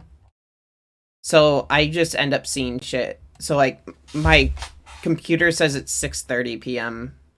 but in my time zone it's actually like 3:30 p.m. So I just had like a slight second of a mental breakdown. Because fuck that. Fuck everything. Also, tomorrow, I'm going to be playing Earthbound Zero, which, if you ever want to play those, if you ever want to see someone play those games, I'm going to be doing that tomorrow. So that will be really fun. I think this will be a good video to start. And then this is a really good video. This guy just like, he just talks about stuff he likes. And that's all. And it's great. Wario. Everybody knows this guy, right? He wears yellow. He's like Mario, but stinkier and fatter. He goes wahaha. He's a misogynist. Wario used to star in quite a few games for a while. WarioWare is still alive and well, and those games are great fun with friends and are brimming with charm and humor. But before those games started popping off, Wario was already an established character. On the OG Game Boy, he made his debut in Mario Land 2 or whatever. He was in a Bomberman game. He started getting his own platformer spin-offs with a series called Wario Land, and the 4th entry in this series, Wario Land 4, on the Game Boy Advance, is a game that I like a lot. And since it's an old favorite of mine, I thought I'd revisit it and try making a video about it or something. I don't know what I'm doing. Wario Land 4 was an early GBA title. Like, I think it was literally the first game I had on my Game Boy Advance. If you're even remotely familiar with video games at all, then you know what the deal with old school Mario games is, right? You start at the beginning of the level, jump on little guys, pick up coins, save the princess, get a vasectomy. Wario Land is kind of built on that foundation, but since Wario is supposed to be a stinky, weird version of Mario, they made the games he's in reflect that a bit. I'm not really gonna focus on comparing Wario Land to Mario Bros or whatever, because I think that'd be pretty boring. This isn't even really a review of the game. I'm just gonna play Wario Land and talk about it, if that's okay with you. Game's presentation right at the start is pretty fantastic. The visuals here kind of go for noir comic book style with the heavy shadows and shit. I love this opening, and the music that plays in it rules as well. The rolling organ just absolutely kills me. I fall in love with it every time I hear it. The entire game's soundtrack is actually amazing, especially considering that this is a Game Boy Advance game, and that thing's sound chip kinda sucked. The soundtrack was arranged by Ryoji Yoshitomi, a guy that had previously made the soundtrack to Metroid 2, and that's one of the best parts of Metroid 2, so it seems like he hasn't been responsible for a game's soundtrack since this one, which I think is a huge shame because he's a really unique composer, very talented, very versatile. He still seems to be working at Nintendo doing sound effects and sound supervising, whatever that means. But if he actually did composition and arrangement again, I'd love that. Maybe composing isn't really his bag. Maybe he's just really passionate about sound effects. I don't know. I'm making all of these observations and assumptions by looking at his entry on the Mario Wiki. I don't fucking know the guy. I think it would make sense if sound effects and sound design in general were this dude's actual main areas of interest, Or else because I'll the never sound move on. design in Mario Land 4 is crazy good. Wario's voice is constantly I'm gonna pitch move on. shifting and glitchily repeating and stuff. It's a great Sorry little for the delayed microcosm of message, how lol. weird this game is, and I've honestly never played anything quite like it. I'm especially fond of this demonic sounding. Sorry for the delayed message, lol. I keep thinking of things and then not type. I get it. That's so funny, actually. That's pretty funny. That's a mood, honestly. Different styles and influences, but it all has this very strange, off-kilter feel to it, with a lot of weird sound effects and stuff that are present in the mix of these tunes. There's weird vocal samples and like dogs barking and wind sounds. If you listen to a song in this game's soundtrack 2 times, you'll notice different things both times. I'll talk about this a little more later, but this game's soundtrack rules, and playing this game as a kid with the volume on definitely kickstarted my interest in weird music and weird sounds. It also gave me long-term brain damage, so there's that. So the premise of Wario Land is that there's...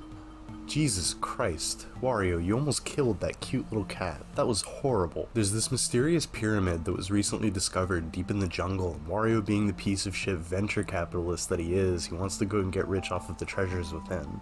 Wario finds the pyramid and falls inside of it.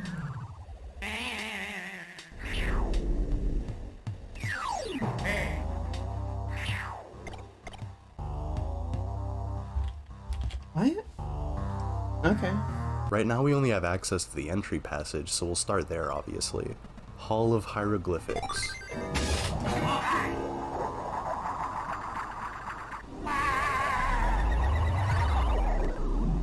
Hall of Hieroglyphics is a perfect tutorial. It teaches you everything you need to know about how the game works, and it's a fun level with groovy ass music. Wario controls really well, you can make really precise movements with him, but this game's platforming never gets to be super difficult where you'd need to have pixel perfect control.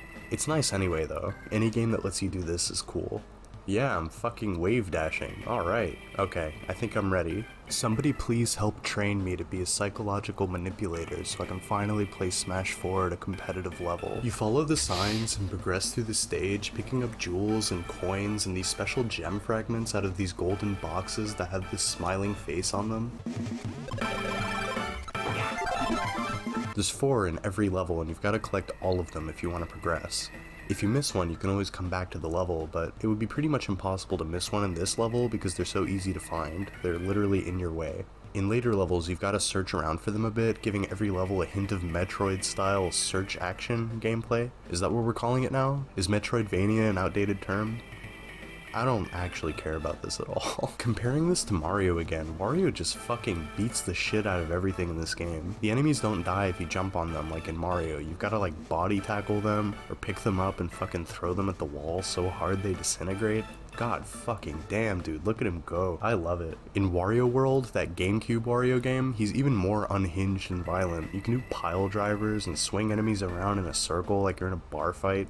Wario is supposed to be like this tough customer. I like that this assbag's personality is present in the gameplay. It's a really nice touch. Nintendo really likes to keep their IPs as sterile and inoffensive and appealing to the lowest common denominator as possible these days. It's always refreshing to go back to games like this that are oozing charm and uniqueness. This game's just so fucking weird, it's great. In addition to the 4 gem fragments, every level has one of these guys in it called a Keyser. He's a ghost, I think, with a key for a nose. When I was a kid, I thought it looked like a beak.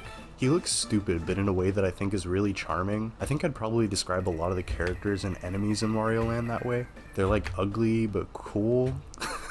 I don't know. Once we're at the end of the level, we hit this frog statue to reopen the portal that we entered at the beginning. In this level, it's right next to where we are, and it's very quick to get out to exit the stage, but every other stage is going to involve us hitting the switch and then hauling ass back to the beginning to get out in time. You'll see how it works. It's fun. I promise it's fun. But basically, yeah, the goal for each level is to collect the 4 gem fragments and Keyser and get back out. The gem fragments form a complete gem, and they're used as keys for the boss door at the end of the passage, essentially. Since this is just the tutorial passage, there's only 1 level before the boss. Every other passage has 4 levels in it. The boss to this passage is called Spoiled Rotten, and they're a big berry eggplant child creature?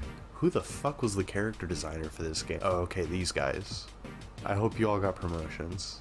This is a pretty easy fight. You just tackle it a couple of times until they start getting scary and disgusting, and then you just jump over it and hit it from the back, like my wife's boyfriend taught me to do. Once we've beaten them, the game can finally actually start now. We get access to 4 more passages. The Emerald Passage, the Ruby Passage, the Topaz Passage, and the Sapphire Passage. These all have themed levels.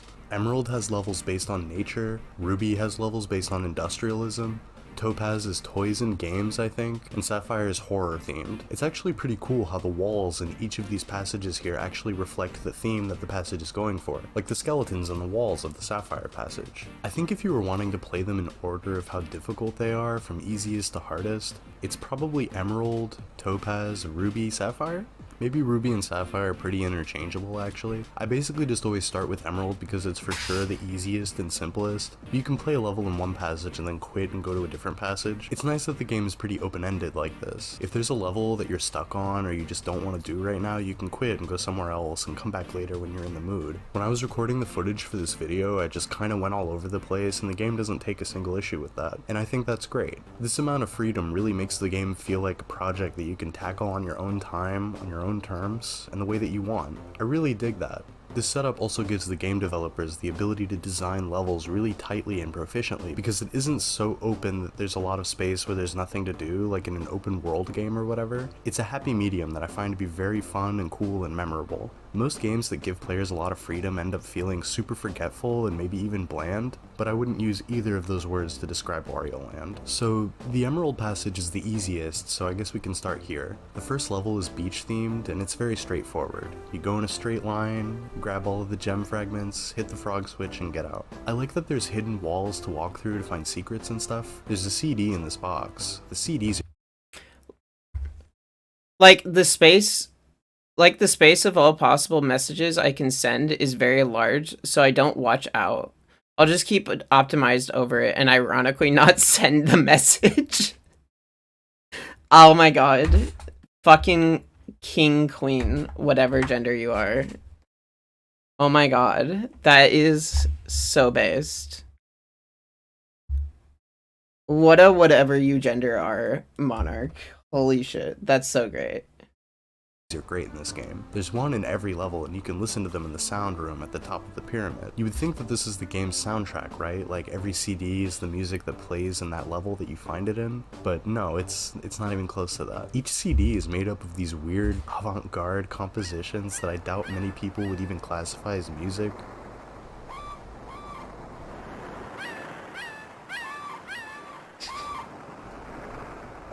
Damn, this new Boards of Canada album is fucking sick. I used to sit in here for hours listening to this shit. I'm just gonna show this to my therapist instead of attempting to explain with words what's wrong with me. It's just funny to me. I don't know what possessed them to do this. They probably just thought it was funny. I respect that. I really do respect the fucking shit out of that. There are also these purple pipes in every level that have some kind of reward in them, usually a big diamond. Sometimes there's this little archaeologist guy in these, and you have to throw him or kick him or utilize him in some way to solve a simple puzzle. These get a bit trickier later on, but they're not terribly hard and they're completely optional. Most of them are pretty fun, and it's usually nice to have a little breather from whatever level you're in. Just vibe in the puzzle dimension with this old ass man, or these weirdos, or whatever.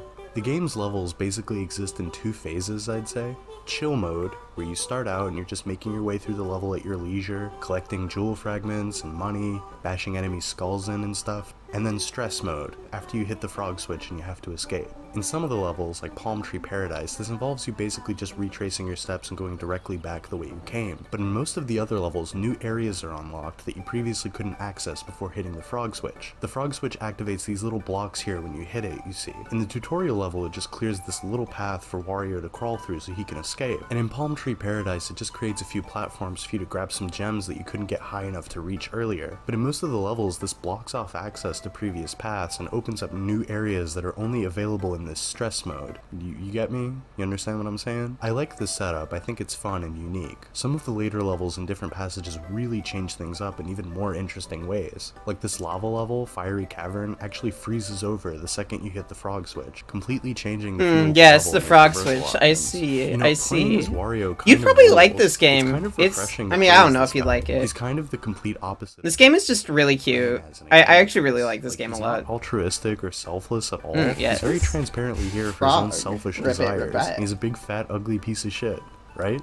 I fucking love Wario. Like, he's obviously strong, he lifts, as you can see from the beginning of every boss fight, but otherwise he's not conventionally attractive, he's not kind-hearted, he looks like somebody that could be my uncle or something. Like, he'd show up at my apartment at 11 at night asking me for Taco Bell money. He's more of a human being than basically any other Mario character. I love Wario. Seems fun. It is. I might play that on stream at some point. I don't know. Maybe I should, honestly. Oh my god, I broke my penis. It's not normal for a human being to roll that fast. I'm going to throw up. Oh. Back in the Emerald Passage, the 4 levels we complete here are pretty fun, and they thematically kind of blend together really cohesively. It feels the most consistent, like you're progressing through a world. All of these areas are kind of like disconnected little vignettes of different environments, and this isn't a bad thing at all, but the Emerald Passage is the most fluid, I guess is what I'm trying to say. I actually love that the rest of the passages feel more disconnected and weird. This game has this surreal, kind of dreamlike atmosphere sometimes, and the levels changing locales and even presentations styles and stuff enhances the experience overall, I think. At least for me. Going into the Topaz Passage and starting out in this weird building block level with these fucked up little Wario homunculi driving fucked up little cars, and then moving on to an area where the sky and sun and background are drawn with crayon is cool and impactful. I think I'm probably the only person on the planet that would compare this game to Yume Nikki, but it almost feels like that sometimes with how jarring the switch ups can be. It's not super shocking or anything, but it's genuinely different. Nintendo would never do something this cool now. The setup in this game being what it is nice. It's a good mix of linear game design and exploration that never feels boring or slow-paced. In earlier Wario Land games, you're kind of dropped into these levels and they're bigger and there's a lot more exploration to do and you move a bit slower. I've never really gotten into these games because they kind of have what the fuck am I doing, where do I go syndrome, and they're a bit less fun to play in my opinion, but the essence is obviously still there and they're worth playing too. I just like this one the best. I'm not very good at this organized thought thing. This game's story is kind of minimal and the progression is completely custom, so it's a bit harder to talk about even though this video is definitely going to be my shortest so far. What, you thought I couldn't make a video under an hour long? Never doubt me again, motherfucker. The end of every passage has a boss that we have to defeat. The Emerald Passage's boss is Cractus, and he's a funny, goofy-looking guy. He's almost cute, but then his eyes roll up into his head and he looks scary. This type of thing is really effective when you're a kid. Kids love being creeped out by shit in video games. After we slap the top of his bald-ass head a few times, he goes away and one of the panels in the center of the pyramid starts glowing. 3 more to go. Topaz Passage is really good overall. Again, the toy block area with the fucked up little Wario clones is fun, and the music music that plays in this level fucking rips. Honestly, you could turn off this video and just go listen to the soundtrack or something on YouTube and just have a really nice afternoon. There was actually this project a few years back that some fans of the game have up on YouTube where they redid the entire game's soundtrack with the GameCube WarioWare sound fonts to make it sound less compressed, which is very... I just finished that. This guy is Loot. He's kind of similar to Hazel in terms of like just really nice, comfy videos to watch, but he just talks about the material itself rather than like the culture or influence on the material. It's really nice and sweet to listen to in the background while doing stuff, honestly. He's very sweet. He has a very sweet voice. Yeah, Lute. Lute. He also makes music too, actually. Okay. I'm gonna press play. Cool and objectively a nicer listening experience, but I think I actually prefer the original with its compressed GBA sound chip audio. It just adds to the weird, distorted atmosphere for me. Either way, I've sucked this game's soundtrack off way too much already. It's just really, really good. Definitely one of my all-time favorite video game soundtracks. Back to Topaz Passage, it's based on toys and games, I think, but like I said earlier, the levels feel a lot less cohesive and connected, but I'm having a great time because of it. Some levels introduce a gimmick or two that you have to utilize to progress. This one's got a number counter thing that you have to hit, kind of like rolling dice to dictate how far you progress in a board game. Some items and gems and stuff are accessible only if you land on the correct number, but they usually give you 2 shots to get it right, and if you fuck up and are really set on having the highest score possible for some reason, you can always beat the level and come back to it at any time later. The game actually carries your progress in general. If you get 3 out of the 4 gem fragments or you miss Keyser or something, you can come back, and you'll only have to collect the stuff that you missed. Bet I can smash that. The level with the little pig guys is cool. I like that after you hit the frog switch in it, you're almost exclusively treading new ground. There's 2 gem fragments that are only accessible after you hit the frog switch. I like when the game forces you to look for shit while the timer is going and the music is all scary and intense. It's great, and it's one of the many things that make Wario Land 4 stand out. The last level in the Topaz Passage is really cool. You have to race these dominoes to open up different pathways. God, I can't get over how fucking weird these little Wario guys are. Why are they here? Imagine how unsettling it would be if you walked into a building and there were these fucked up little versions of you just hanging out. I've had nightmares like this before. Is that because of this game? Oh shit. The boss in Topaz Passage is funny. Okay, it's just sweet. A rat and a big inflatable I'm gonna now work on rat brethren at you. dialogue. Use their pointy tails to pop his balloon. I love the way he's animated when you bonk his head. That's pretty cool. Ruby Passage is probably my least favorite to play. Dialogue. Even though most of the levels are good. The factory and the sewer levels are super fun, but I hate the first level, which sucks because ice levels in games are usually my favorite. It just does a lot of things that I'm not huge on, like slipping around on the ice in this game isn't very fun, and the snowball ability that you have to utilize to progress is the worst ability in the game. I guess this is a good place to talk about the abilities. You can't see me right now, but I held up my hands to do air quotes when I said abilities there. Hang on. Okay. Great, yeah, fuck you. This was a stupid joke, you fucking idiot. So certain enemies or hazards will transform Wario into a different state. They don't cause him any damage, and they all actually make him invincible, but his movement and abilities will be extremely limited until you break the transformation, by either landing in water or exposing Wario to light or something. In the snow level, there are these special blocks that you can only break by getting Wario covered in snow and then hitting a slope to turn into an unstoppable snowball. It's just not the most fun ability because you don't have any control over Wario. He does this, and he moves really slow and awkward and stuff. A lot of the other abilities are really great though. I love this one that turns Wario into a bat that can fly around. And the zombie. Hey guys, it's time for Easter. It's almost time for Easter. We're gonna have to dialogues. Dialogues. For hiding them. My teacher made me watch every episode of Full House as punishment. I was there for 3 years. Hey, this is just the house in Yick. They totally based the house in Yick on the Full House house. Holy shit, that sucks.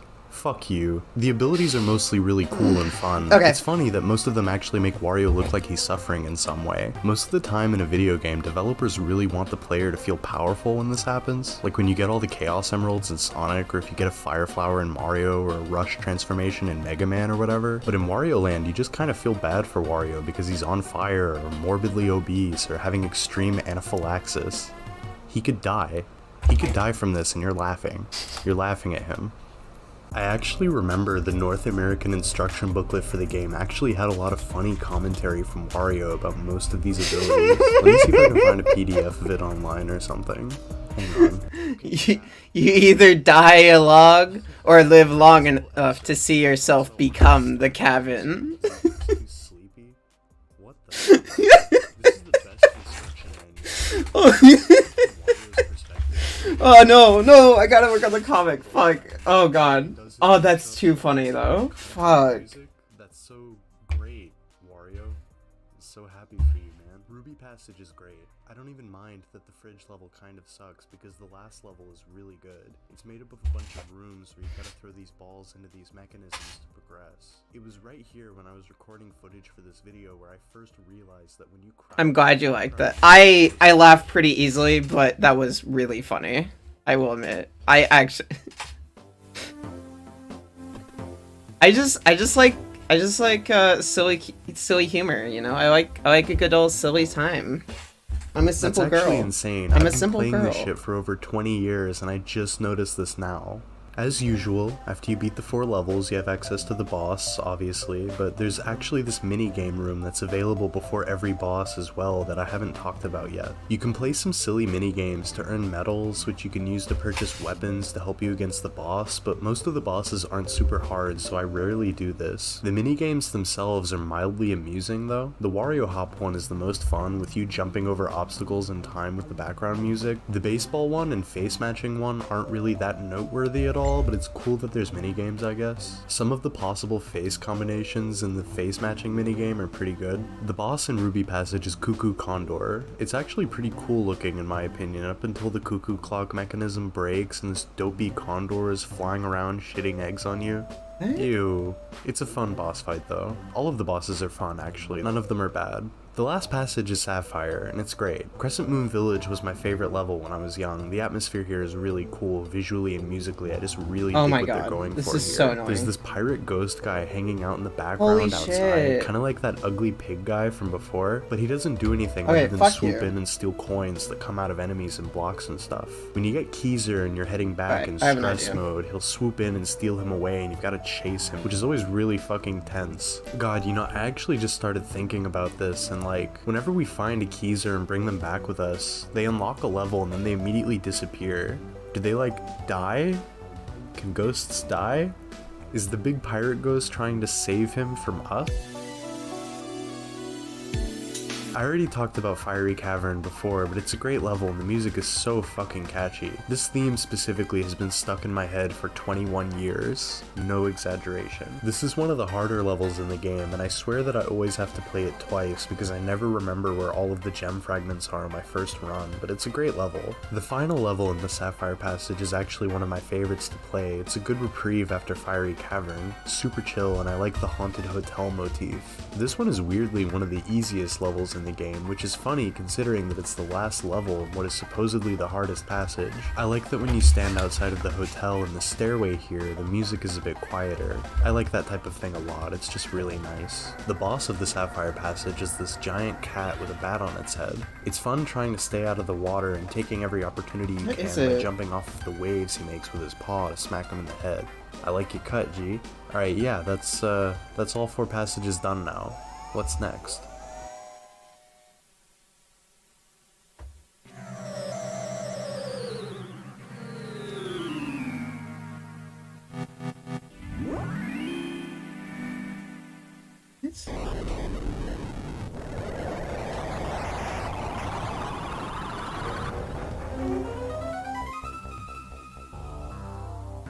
After the pyramid within the pyramid pops up from all 4 of the passages being completed, we have access to the golden passage now. It's only 1 level, and it immediately begins with a timer. We still have to collect 4 gem fragments and Keezer and get out in time, and it's a fun, high-intensity level that really tests your patience and skill. This is certified silly girl moment. You have to jump all the way over here in the first section of the level, dodging the falling chandeliers and pits and shit, and then this asshole immediately freezes you and shoots you back into the pit. Oh my god, it's evil. what the fuck? Fuck you.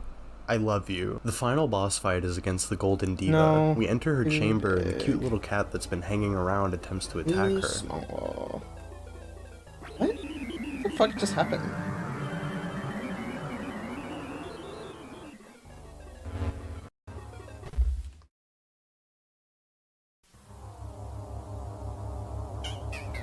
Oh shit. It's her face on the gem fragment boxes, isn't it? She's like the head honcho of this whack-ass pyramid, I guess. I really love this battle. Figuring out what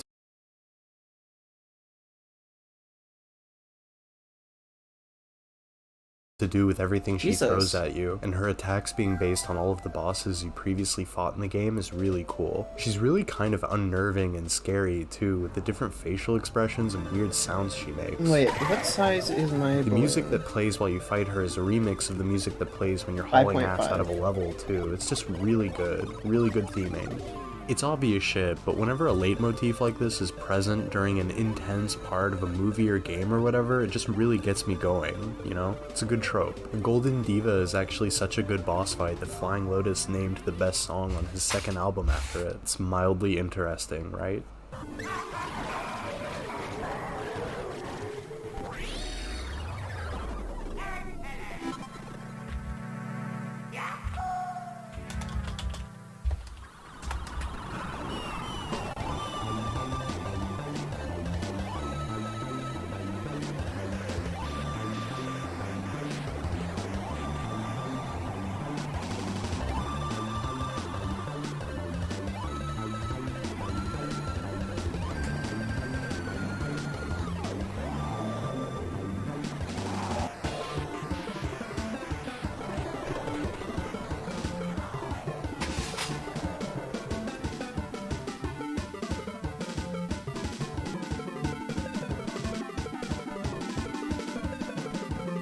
Oh god.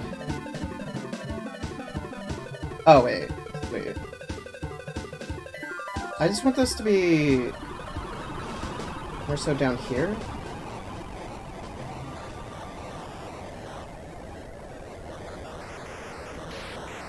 The game actually has a few different endings, kind of, depending on how much treasure you were able to escape with. The kitty cat actually transforms into a princess. I think the Golden Diva transformed her into a cat, and when we defeated her, the evil magic wore off, or something. I don't actually know. Wario clearly doesn't give a shit about this or understand what's going on, so it makes sense for the player to not really get it either. The princess's human form actually changes based on how much treasure you escaped with, like I was saying a second ago. But one thing that always bothered me about this is that the cutest form she can take, where she has long hair and a princess dress, is actually not the best ending. If you get all the treasure like you're supposed to, she has short hair and like a cape. It's not that big of a deal or anything, but I think she looks cuter with the Hime cut, and her face is less angular and more soft looking. This is how she's portrayed in the official art and in the newspaper at the beginning of the game and stuff, so what gives? I don't know why I'm talking about this. The ending sequence is really nice. The credits roll with a lot of the best music in the game playing in the background with added vocal samples and weird sounds. A lot of cool artwork showing Wario on the adventure we just had is shown here too, and it's really nice. I loved this shit as a kid, and I had a big dopey smile on my face seeing it again. It's just a really nice ending to a really nice game. Wario's gonna use his newfound riches to eat all-you-can-eat steaks at a trashy buffet. Absolutely perfect ending.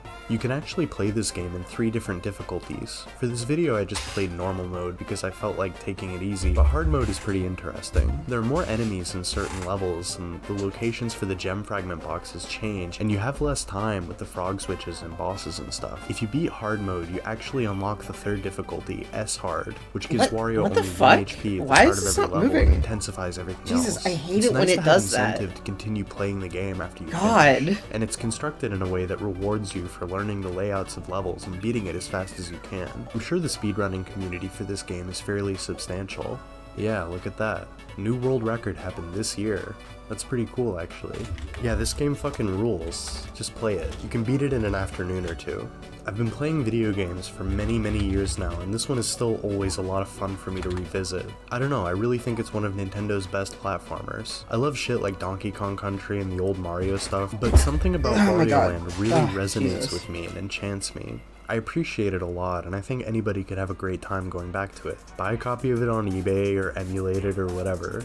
It's really nice.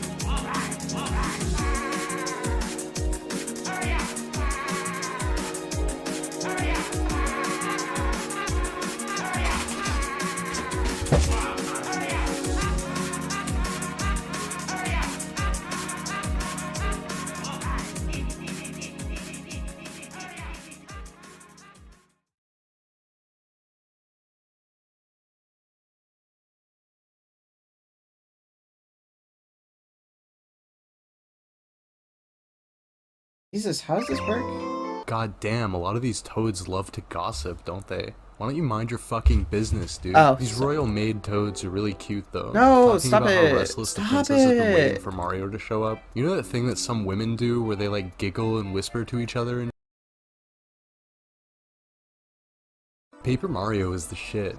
It's a wonderful and charming RPG full of lovable characters, fantastic environments, and locations, and it's a lot of fun to play. I'm it was actually my almost done with introduction to the today. Holy genre shit. of role-playing games, this and I thought comic. it'd be fun to talk about it. I've been working on this for like a week and If you're familiar like with almost the 2 series, you know weeks. that it's kind of Maybe divisive and actually has a bit of an 2 weeks. identity I don't crisis. know. The first 2 games are So mostly slow. traditional role-playing games Such a with unique problem. settings and characters and writing and stuff. Back in 1996, Nintendo and Square co-developed and published Super Mario RPG on the Super Nintendo, and it was kind of a big deal. Before that game came out, there wasn't really much in the Mario series in the vein of storytelling, or really any opportunity to explore the Mushroom Kingdom all that much at all. You just played as the funny Italian man and jumped on turtles and saved the princess and shit. It wasn't anything more than that. But when the Mario series started expanding into spin-offs like these RPGs, there was ample opportunity to explore the world that Mario and his buddies live in great detail, and people responded positively to it. The games have the benefit of just being really good RPGs on top of being captivating and cleverly written and stuff. They're just really likable little experiences, and it makes sense why the series matters to so many people. The first divisive game in the series is 2007's Super Paper Mario on the Wii. It abandons the RPG battle mechanics and a few other things that people really liked about the first 2 games, so some people aren't too hot on it. And that's understandable, I think, but I personally really love Super Paper Mario because it still retains the soul, for lack of a better term, of the first 2 games. Super Paper Mario even exceeds the first 2 entries in the series in some ways by amping up the weirdness factor to 11. Oh, yeah. Okay. It's honestly a wild ride. There's a dating simulator section where Peach gets kidnapped by this fucking neckbeard permavirgin incel lizard guy. This game came out in 2007, it's fucking incredible. After Super Paper Mario, the series was dormant for 5 years until Nintendo released Sticker Star. So on much drawing. 3DS. I know. I know this game has its fans. It's but a lot of hollow drawing. imitation I of want to the get first 2 faster games. though. At this point in time, Nintendo was really kind of eradicating all of that. Yeah, I definitely want to get like faster over time though. That's my goal. It's just a lot of work.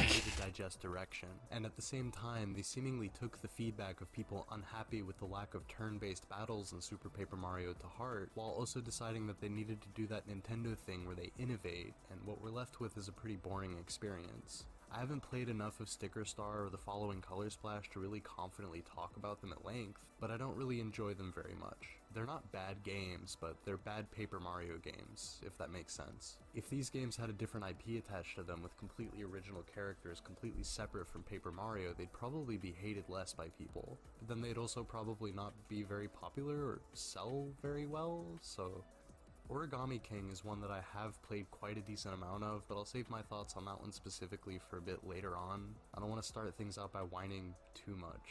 Let me get back to Paper Mario 64. Paper Mario was originally designed to be a direct sequel to Mario RPG on the Super Nintendo, but some game industry shenanigans happened and Square merged with Enix to become Squeenix, and their relationship with Nintendo changed. Whatever. Shit happens. Nintendo obviously could still make whatever Mario games they wanted because it was their intellectual property, but a lot of the elements of Mario RPG... I need to pause this real quick.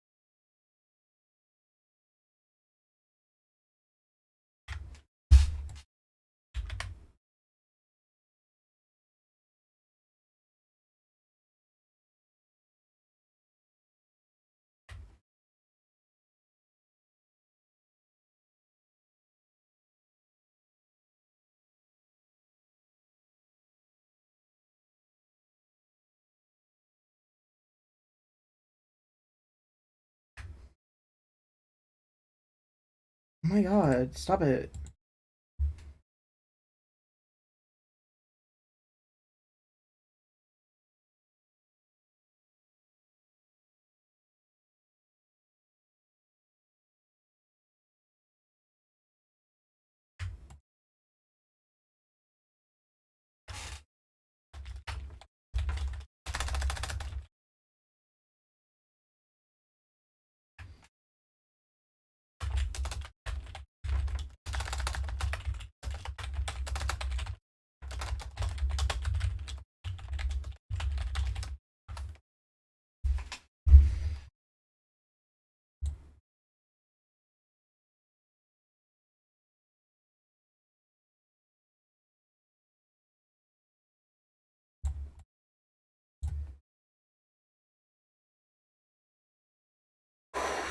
54.1.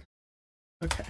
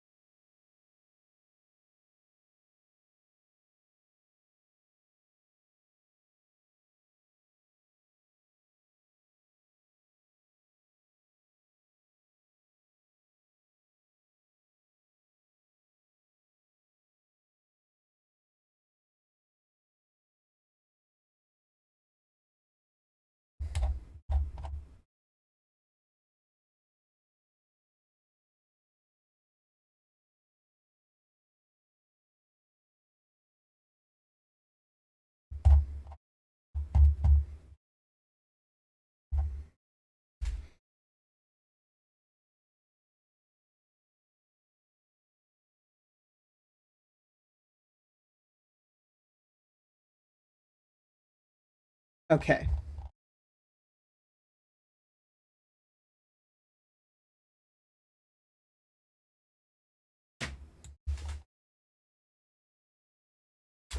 Okay, sweet.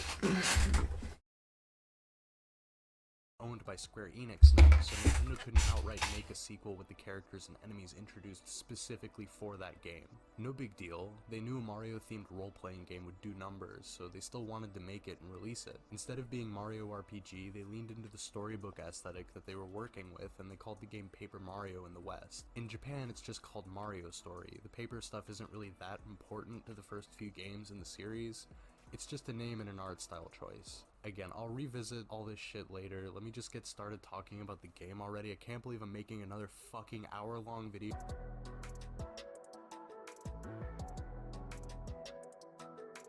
Paper Mario starts out kind of similarly to Mario 64, with Mario receiving a letter from Princess Peach inviting him to the castle. Only this time Luigi's also invited. It's really nice of Luigi to read the letter out loud for Mario, who is famously illiterate. The brothers immediately leave their house, and in a cute automated sequence they walk through Toad Town to go to the castle to attend the big party that the princess is throwing. I like this sequence a lot because it immediately shows off the world of the game, and it feels a lot more organic and real for the brothers to walk there instead of Mario just appearing outside of the castle with a warp pipe or whatever. It's less video gamey and more cinematic, I feel like. We reach the castle, and this is the first part of the game where we have control over Mario. You can walk around, jump, talk to all the guests and royal servants and stuff. It's really neat.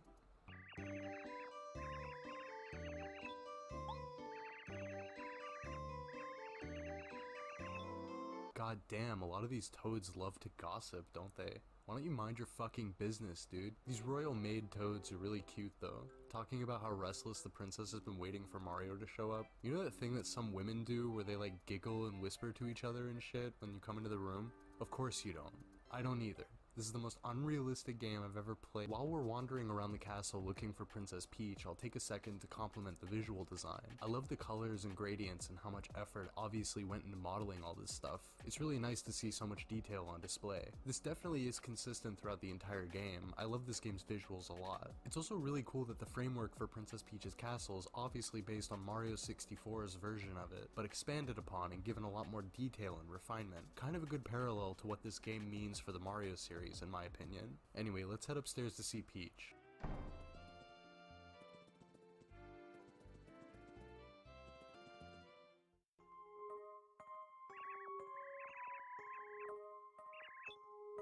Oh, she's the type of girl that uses heart emojis when she texts, isn't she? That's cute. Princess Peach isn't really what I generally call a good example of a strong female video game character, but I think that's a problem with most Mario characters, not just the female ones. None of these guys ever really have a chance to have much depth outside of these spin-off RPGs where they finally have a chance to be actual characters with feelings and emotions and shit. Peach spends most of this game being the typical damsel in distress again, which... whatever, but she actually does things in this game, with moments where you actually get to play as her and stuff. We'll get to that in a bit, but I just wanted to mention it real quick while the thought was in my head. Suddenly the ground starts to shake and the castle is lifted up really high in the sky, way past the fucking stratosphere up to the edge of space. You know, I looked this shit up, and to get so high that you start seeing space and the stars around you and stuff, you have to get close to 62 miles above sea level. You drink like 4 bottles of cough syrup. Uh-oh, it's Bowser. Who could have seen this coming? We begin our first battle with him, but it's scripted. We can't do anything to stop him here. The intro cutscene of this game shows Bowser stealing this magic star rod from the Star People that can be used to grant anyone's wish. Its purpose is to stay in Star Haven where the Star People live, so people's wishes can be granted. Once Bowser steals the Star Rod though, he essentially becomes omnipotent, and he seals away the Star Spirits, who are basically like 7 entities that guard the Star Rod and are very powerful and magical or whatever. It's a decent enough plot, light years ahead of what we had up until this point, you know? Once Bowser defeats Mario, he hits us with a bolt of lightning from the Star Rod, and Mario flies out of the castle window and falls towards the earth before we're shown what I can only describe as the hardest title drop of all time.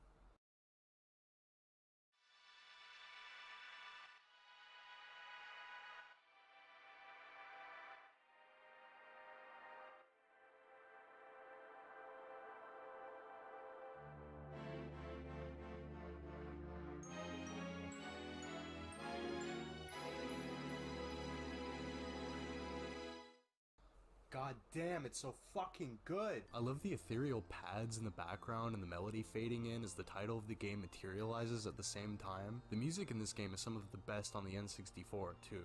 I'll talk about it a little more in depth soon, but for now let's see how Mario's doing. He fell back to Earth and landed in some forest. The Star Spirits use their powers to astrally project to where he is to check in and make sure that he isn't dead. I like that when the Star Spirits are communicating with Mario from a distance, their dialogue text in the UI is like faded. It's a nice touch. The UI design in general is really well done. The dialogue windows being shaped like comic book bubbles is cute, and the status menu looking like a file folder is a nice touch as well. Again, the paper stuff is kind of subtly there, but it's enough of a background element that you can kind of ignore it.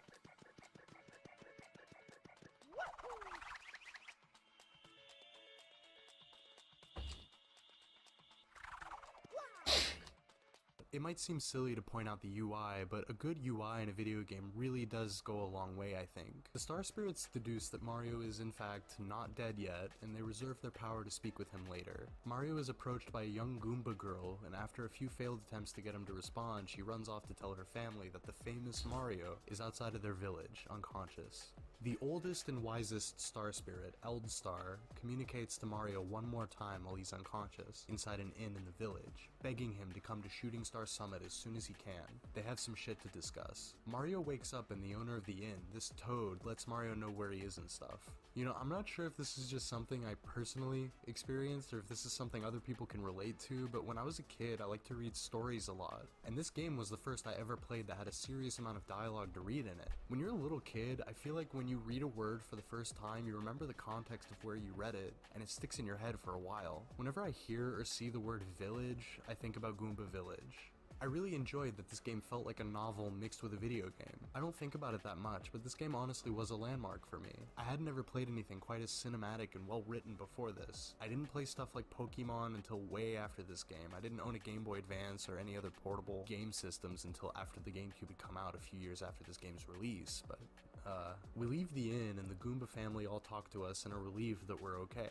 Now you may be thinking, why do these Goombas give 2 fucks about Mario in the first place? Don't Goombas hate Mario? Well, this game explores the notion that a lot of the enemies previously seen in other Mario games are actual species that cohabitate the Mushroom Kingdom, along with the people and toads and stuff. It's pretty neat, honestly. The Goombas and Koopas and other bad guys that actually attack Mario in this game and the next either work for Bowser or just have anger issues or BPD or whatever. Texture pen.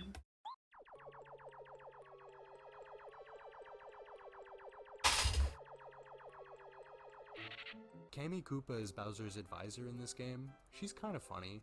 She's a Magic Koopa like Kamek in Yoshi's story, but she's like one of the most powerful ones, so she seems to have risen in the ranks to be Bowser's right-hand man. She comes by to check on Mario and blocks his path with a big obstacle so he can't get out before flying off. No big deal. The Goomba Grandpa was doing some work out back last we saw. Let's go borrow his hammer so we can break the block.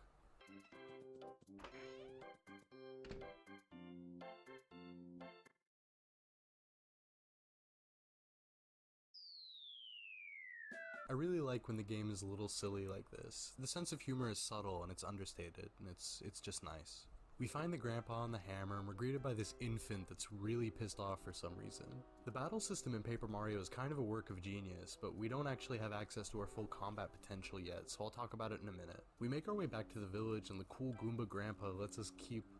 Cool Goomba Grandpa. Goomba Grandpa. The cool Goomba Grandpa lets us keep the hammer and gives us a badge to help us on our journey as well. Badges in this game are special items that we can collect and equip that give us access to special moves that we can use during battles, and sometimes outside of battles. Basically in Paper Mario you have 3 stats, HP, FP, and BP. HP is pretty obvious, it's how much health Mario has. FP stands for flower points, and it's basically your magic or mana meter. Whenever you use a move other than the standard jump or hammer attacks, you use FP and you won't be able to use those moves if you're too low on it. BP is badge points, and the more badge points you have, the more badges you can equip. FP and BP kind of go hand in hand, and the game is a lot more fun with the more of these that you have. You get a choice every time you level up to pick one of these to put more points into. It's great that the game gives you the opportunity to kind of play it how you want. You can play through the entirety of the game without upgrading Mario's health at all if you want a challenge. It's cool. We take the badge that Grandpa gave us, and we let Goombario come along with us. He's our first partner character. The game overall has 7 of them that'll join us on our journey, but in many ways this guy is my favorite. Each partner character comes with their own abilities that'll help Mario out throughout the game, and Goombario specifically gives this game a lot of personality. His ability is that he'll inform Mario about any area we're in or any characters we come across, and sometimes he sprinkles in his own funny little opinionated commentary. It really makes the world feel a lot more alive, and I always like having him around. These two characters just go together, like peanut butter and jelly, or a pack of menthol cigarettes and Ryo Fukui's 1976 album Scenery. If you know, you know. We make our way back to Toad Town to the west, but we're stopped by some of Bowser's goons, the Goomba Brothers and the Goomba King. These guys are easy. We can use Goombario's tattle ability in combat, and he'll usually give us a hint on the best way to defeat the enemy, but I've played this game 4,000 times, and I know that this fight is over in 10 seconds if you slap the spiky seeds out of this tree with Mario's hammer. Boom.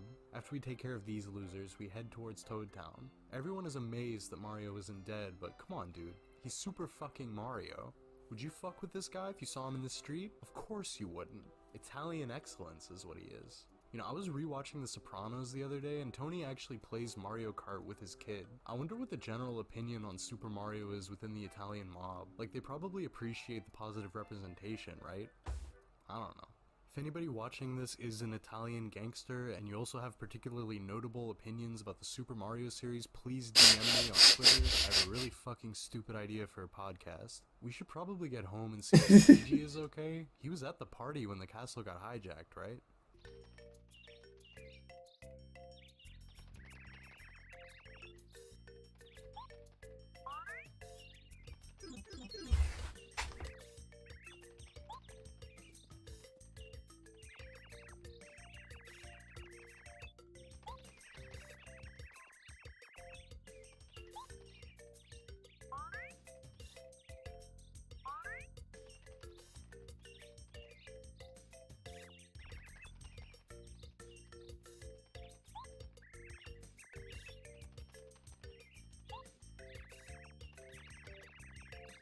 Luigi, stop being a neurotic bitch. You know, I'm really glad Luigi actually gets to talk. He takes a back seat in this game, but it's really funny seeing him speak with Mario while Mario hits him with that INTJ stare. Mario is still a pretty decently interesting character in this series though. He emotes and reacts to stuff in an understated way that makes him seem like he's just a quiet guy.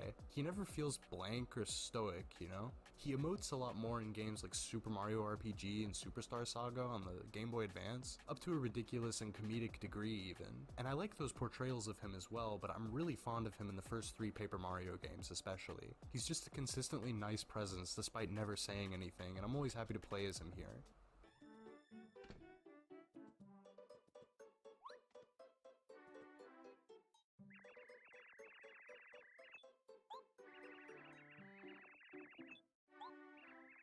What were we doing again? Despite the fact that Princess Peach's castle is miles in the sky and the kingdom is in turmoil, this game has such a cozy and relaxed atmosphere. You can really follow the story at your own pace. It's a lot of fun to just run around and talk to NPCs with Goombario and stuff. It rocks. Oh yeah, Shooting Star Summit. Let's head up there and make contact with the Star Spirits so they can instruct us on what the fuck we need to do to save Peach and give Bowser a wedgie. I love Shooting Star Summit. It features my favorite song in the game. I love when this game's soundtrack uses atmospheric pads, and this song specifically really stuck in my head as a kid. It definitely influenced my taste in music and my sensibilities as a guy that makes music. By the way, you can listen to the music that I make at soundcloud.com/fuckmyass. Spirits tell us that we need to find all 7 of them and free them from Bowser's clutches so they can charge their power together so we can kick his ass. The Star Rod makes him invincible, but if we free all 7 of the Star Spirits, we can beat him. Cool. The game shifts to show us what's going on up in the castle with Peach and Bowser. She's pretty depressed about her situation. Understandably. She desperately wishes for someone to come and help her when this Star Kid shows up and introduces himself. Ah, I bet it is, buddy. I bet that is your name. That's great. Twink is only a youngster, so he can't grant big wishes yet, but he takes a special item from Peach that she wants Mario to have and sends him off to go find him. We also oh my god. With these Ninja Turtle Koopa guys called Koopa Bros. They're guarding the Star Spirit Eldstar. Anyway, control is given back to us, and before we do anything else, I want to go see my favorite character in the game because she lives in Shooting Star Summit. Oh, to be a faceless, hooded character in a video game with magic powers. Merlovely can let us know where to go to find secret items and stuff, and her little brother, Merlo, will give us rare badges in exchange for star pieces. You find star pieces scattered throughout the game, all over, and if you collect enough of them, you can get some pretty sick badges for them. This one that ups Mario's attack power makes the game way easier. I love Goombario's little commentary in the house here. Yeah, you're a ladies' man, aren't you, big guy? There's also this chest here that's kinda cool. Later on, when you play as Peach, you'll find that there's a chest that looks identical to it in the castle. You can use it to send Mario special items that you find up in the castle. It's a neat addition, but I always kinda laugh because it definitely looks big enough for Peach to just, like, climb into. Like, just climb into the magic teleporting chest, dude, you can escape. I don't know, maybe she's claustrophobic. Oh, hey, it's Twink. I can get over it. I can accept that his name is Twink. I can say that straight-faced. It's just a name. Twink. He gives us the item Peach wanted us to have, and now we finally can use the action command during battle. Finally, I get to talk about this game's insanely good battle system.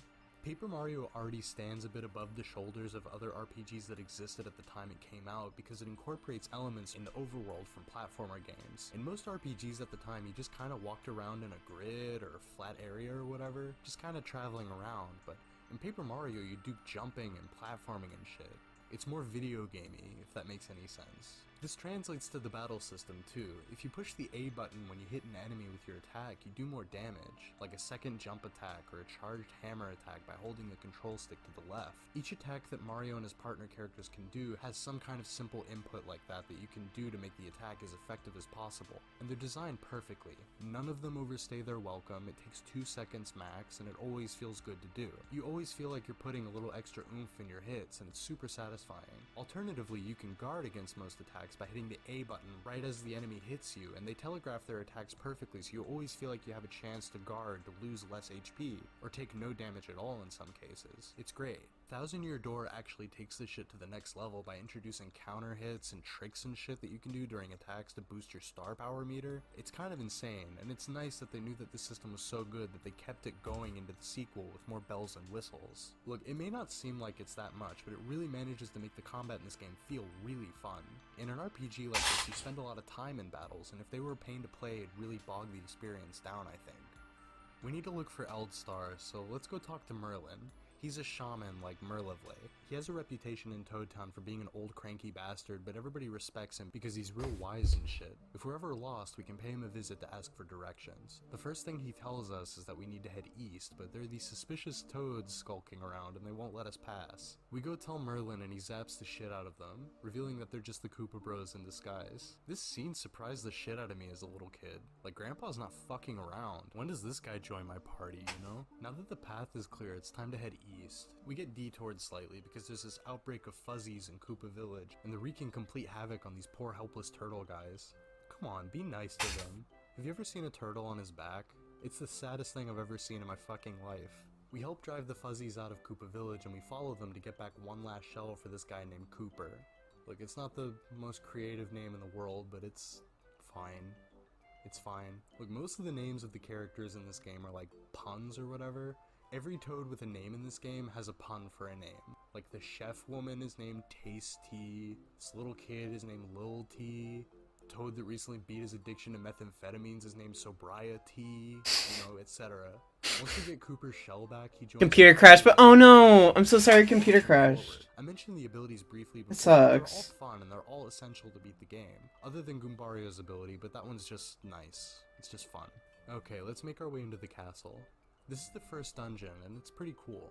We'll spend our time here beating enemies that get in our way, find keys, open doors, hit switches, you know, video game shit. We meet Bombette, and she joins the crew as well. I really like all the partner characters in the game, but none of them hold a candle to Goombario, honestly. It just feels best to have a little guy with you that has something new to say whenever you want to talk. I usually spend most of the game with him because you can only have one partner character alongside you at a time. Anyway, boss time. I think the Koopa Bros shitty fake Bowser robot is really funny looking. Once we beat it, the bridge collapses and we have to fight the bros themselves. They're not so bad. We can topple them over when they stack up on top of each other, and they have to take a turn to get back up when they fall on their backs. The best strat is to bomb them with Bombette and then switch to Cooper so he can do his AoE attack to hit all of them at once. This takes a lot of FP to be able to pull off consistently, but if you've been battling most enemies you come across, you should be totally fine and properly leveled up for it. Most RPGs require at least a little bit of grinding, some more than others, but the Paper Mario games are designed against that. You never spend any time battling enemies over and over again just for the sake of leveling up. This is a point of contention for some people, but as you level up and progress through the story, a lot of the weaker enemies give you less and less experience points until eventually they don't give you any at all. The Goomba enemies at the beginning of the game would originally give you 3 EXP points each when you defeated them, but by the time you finish the Koopa Bros castle, they'll only give you 1. This is because the game isn't designed to be incredibly difficult at any point. You'll be able to beat any boss the first time you encounter them. You could argue that this type of design discourages playing this game more than once because you're essentially going to have the same experience every single time, but it definitely hasn't stopped me from playing it at least a dozen times. Eldstar is now free, and he'll return to Shooting Star Summit to wait for us to free the rest of the Star Spirits. Now that he's free, we can use his ability Refresh in battle to heal both HP and FP. Each Star Spirit grants us a special ability that we can use during battles. This guy wearing glasses does a powerful attack that hurts all enemies, for example. It's nice that you have a decent gameplay-related motivation for saving these guys separate from just wanting to progress the story. The more of these guys you save, the more cool abilities you get access to. The perspective goes back to Peach, and we Okay, actually get a chance I'm to done. play as her. She's being Wait. held captive in her bedroom, but we hit this I switch, lied. and the fireplace leads into a secret hallway that leads out into another room in the castle. We discover Bowser's diary and we read it, learning that the next Star Spirit is being held in Dry Ruins. It's cute that Bowser keeps a diary. He's a funny guy. They did a really good job making him a lovable goof in Mario RPG, and this carries into the Paper Mario series as well. Surprisingly lovable for a villain. This is the only game So that funnily, it might have been your stream that crashed. Oh no! thing, and in Super Paper Yeah, I just Mario, freeze up when the RAM gets full. Oh no, I'm so sorry. game so much. It's so good. Okay, Anyway, Bowser I'm done catches with us this. reading his diary and he sends us back to our room. Time to play as Mario again. I know I mentioned this before, but I really do love that this game never feels like it's breathing down your neck to quickly move on to the next story beat. You can go back to Goomba Village, check in on Goombario's family, you can practice battling at this dojo, you can talk to Toads to get the latest gossip. It really feels like a world that's alive. Twink lets us know that the next Star Spirit is in Dry Ruins, so we need to go to Dry Desert so we can find Dry Ruins. I hope it isn't too humid over there or anything. I wonder what the humidity level is. And Dry. Oh, hell yeah, we get to ride a train to the desert. Let's fucking go? When I was a kid, it always made me sad that Goombario had to sit on the back of the train. What if he gets lonely? Alright, I'll be back. Oh shit, okay, we're already... Never mind. Even then, it's my fault for having 100 tabs. Maybe you shouldn't have 100 tabs open.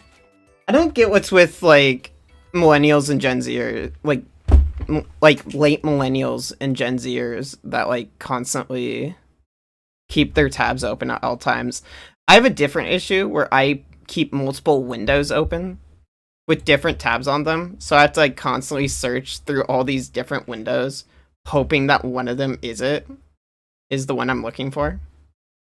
Anyway, I'll be back. I need to use the bathroom real quick, and then I'm gonna save this as PNG and post it literally everywhere.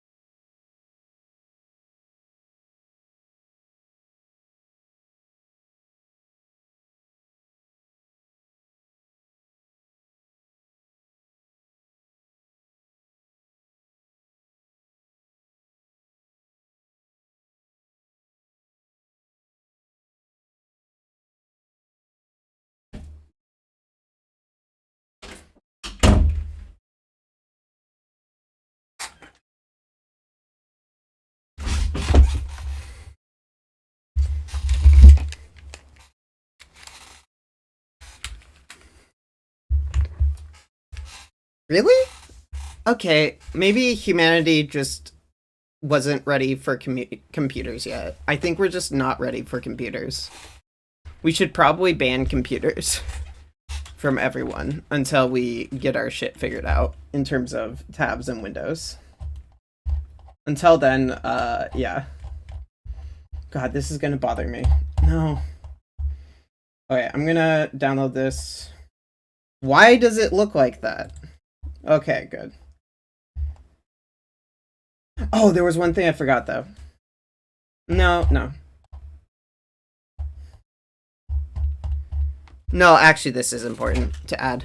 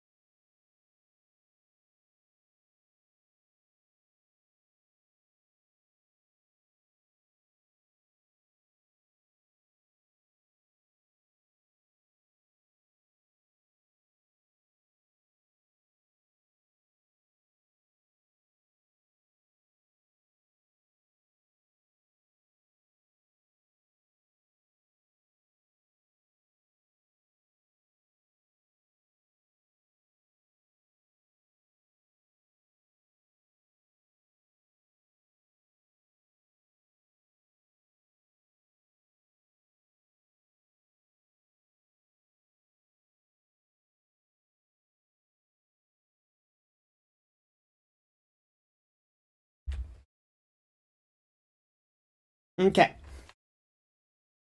From a Siggy hurler to a Siggy girl. Yes, that's what I was going for. I'm so glad you like the joke. Holy shit. I'm actually really enjoying this. This is really fun.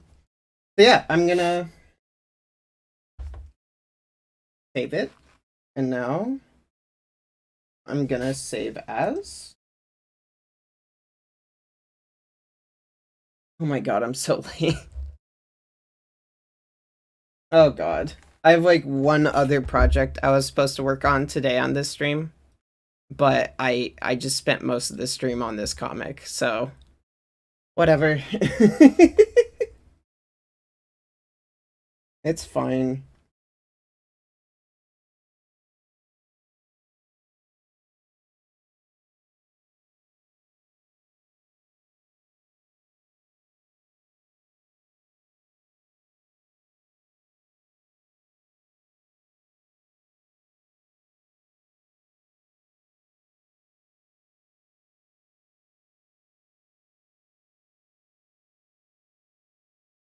Okay, I think this is good.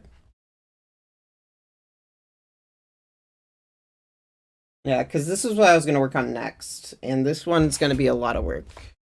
But until then, I want to post this on Twitter.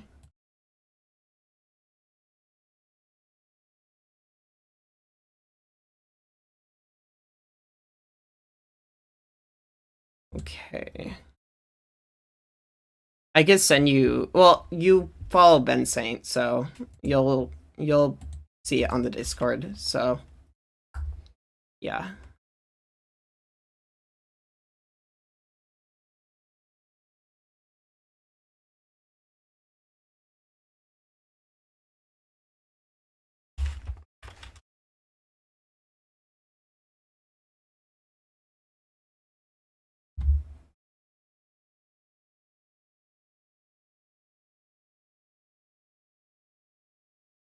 Oh yeah, it's under comics. Yeah, I'll see it there. True. Yeah. Okay, where is it? On Twitter comic.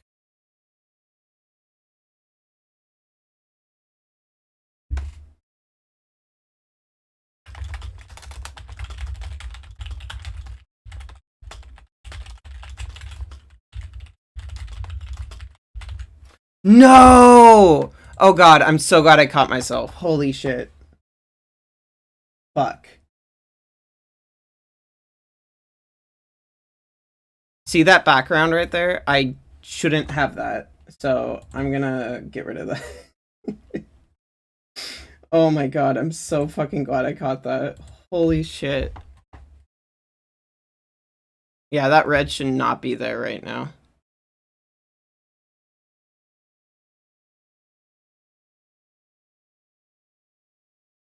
But until then, while doing that, you get to watch this video. I'll make the screen a little bit. Is there an egg in this bush? You don't see the red right here?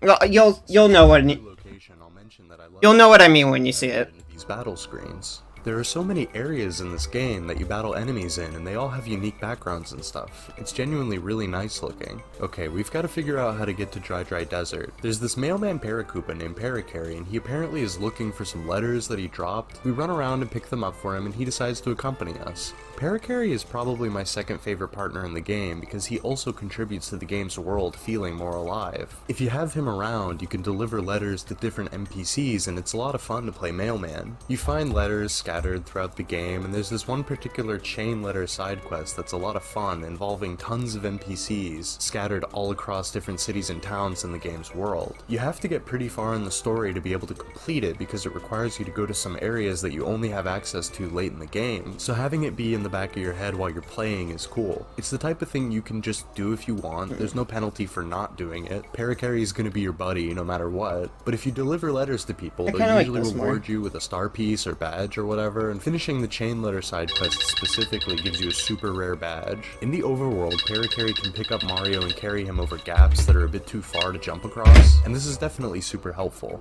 We make our way through the mountains and this big buzzard stops us in our tracks. His eyesight is pretty bad, but he's like 75% sure that we're Mario. This part rules because we can just tell the guy we're Luigi and he'll believe us. He'll just be like, oh okay, that makes sense, and fly back to his nest. If you tell him that you're Mario or you try to tell him that you're Princess Peach, he'll fight you though. I usually fight him for the experience points. You said the red right before desert, I heard you say yes. In fact, it is the red. He and his oh my god. team are apparently looking for dry ruins as well, trying to find lost treasure or whatever it is that people who study archaeology now I'm do. gonna post. I don't know. I don't give a shit. Cooper is apparently this guy's next door neighbor back home in Koopa Village, and he's excited to meet him out here. That's cute. If we follow the path, we'll make our way to Dry Outpost where we can do a little investigating. I really like this part of the game. It made me feel really smart as a kid because the game doesn't really tell you what to do here to progress. You just kinda have to figure out what to do from talking to people here. We learn that there's an information broker somewhere in town, so naturally looking for him should be our first priority, right? We ask around and eventually find this shady looking guy named Sheik. He mentions that he loves sour fruit. Alright, sure, who doesn't love sour fruit? Somebody else in the town mentions that there's an oasis in the desert, so let's go look for that. Once we find it, we see that there are these trees that have lemons and limes. Nice. There's also a super block here. We can use this to level up one of our party members. There are a bunch of these in the game, but I think this is the first one that we can find while playing the game normally. Leveling up one of our buddies makes their attack power go up and also gives them access to a new ability. Pretty cool. We take the lemon back to Sheik and he's super happy about it and decides that he trusts us enough to give us an in with the town's information broker. We have to buy 2 completely useless items at the shop here in a specific order to get the shopkeeper to give us instructions on how to meet the guy. We follow his directions and we end up on a path on the rooftops of the town and we end up meeting the guy. His name is Moustafa? Sheik is his alter ego or whatever. He was just testing us to make sure that we were a nice guy before giving us the help we need. He gives us a gem that will beep and light up when we're close to dry ruins. Before we go running around in the desert, let's go meet another mysterious babe. This is Merle. She's Merlovlay's twin sister, and she started her business out in Dry Outpost. You're gonna see this for a little bit. Out of the 3 shaman characters in this game that you can pay for services, Merle's magic is the most powerful. If you give her some money, she'll cast a spell on you that will up your attack power or double your experience points or something else at random. It's usually helpful when it happens, but it's like, you know, completely out of your control. Anyway, the desert's layout is pretty big, but it's really difficult to actually get lost. The path in the middle is easy to find, and from there you can either make your way to the right to Dry Outpost or to the left out of the desert.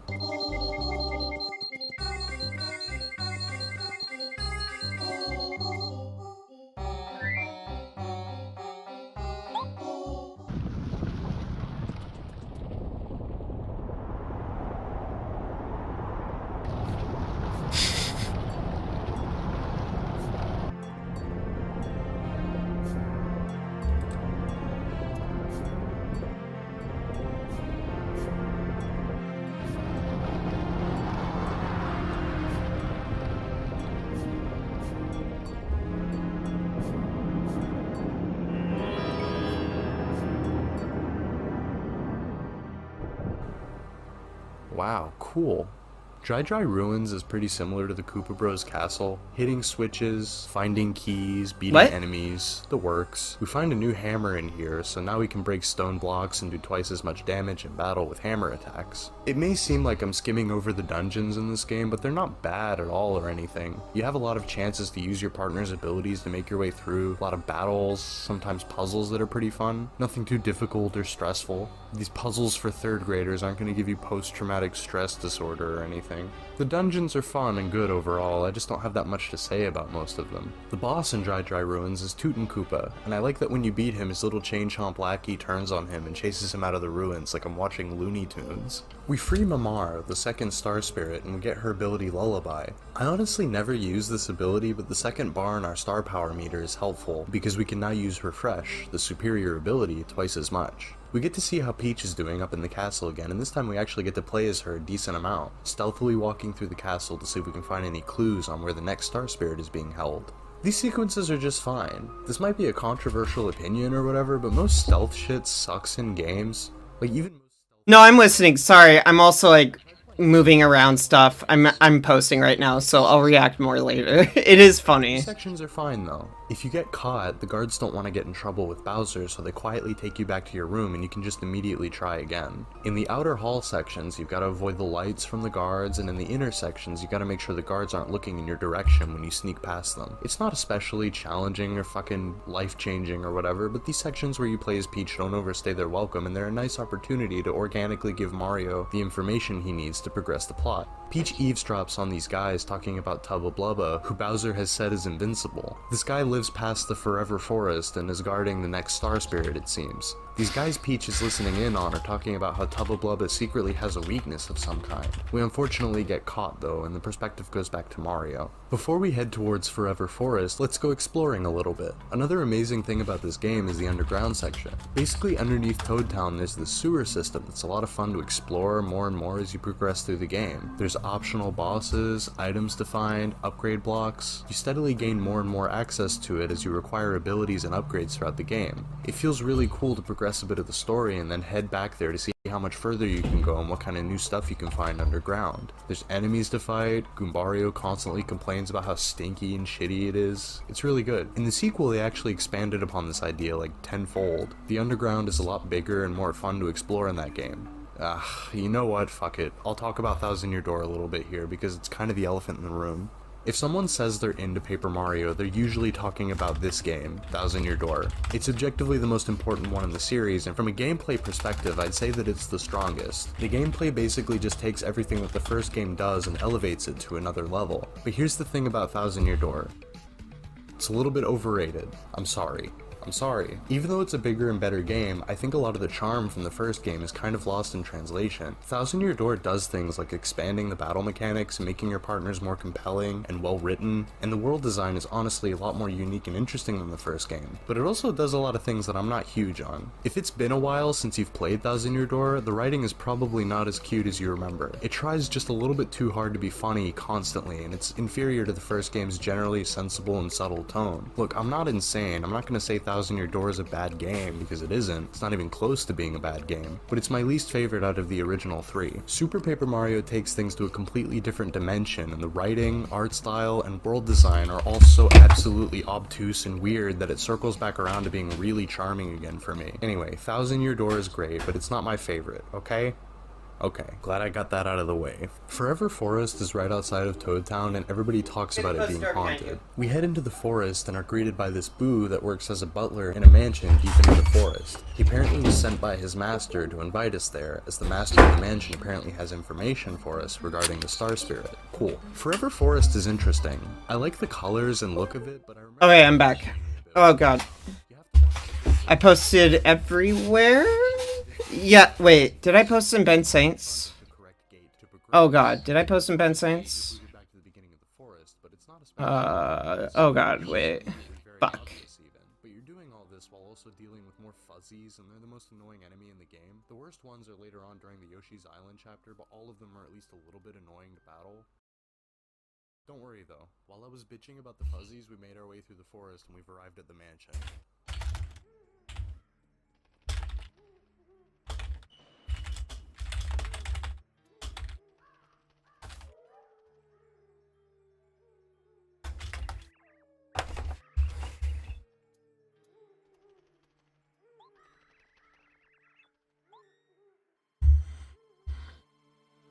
Okay, I think... Who the fuck is Brenda? This mansion is a really neat little area, and in hindsight, it's pretty interesting to think about. This game came out 13 months before Luigi's Mansion, and they first teased the idea of Luigi being afraid of ghosts in this game, to my knowledge. Back at Mario's house, you can enter a secret panel after you've gotten the ground pound. There's been a lot of bots lately on, there's been a lot more bots lately on Twitter. Alright, well, I think this is actually a really good place to stop at, if you're okay with that. I can continue playing this later on, and I think that'll be fun. I literally stream every day, but on Thursdays I do game streams, and Fridays I don't stream till 6:30 p.m. Pacific time? Yeah, PST. Yeah. And that shit is really fun because there's more artists on there and we just like chat and have fun and joke around and shit. So, yeah. Thanks for watching a lot, Cecil. So many bots. It's really bad. There's the bot issue on here is very awful. I hate it. Anyway, thank you so much for watching though. So, have a good day I don't forget to like the stream and subscribe. That's gonna get me more on the algorithm noticed. I'm very small on the algorithm, but the more subscribers, the better. Anyway, thank you so much. Bye.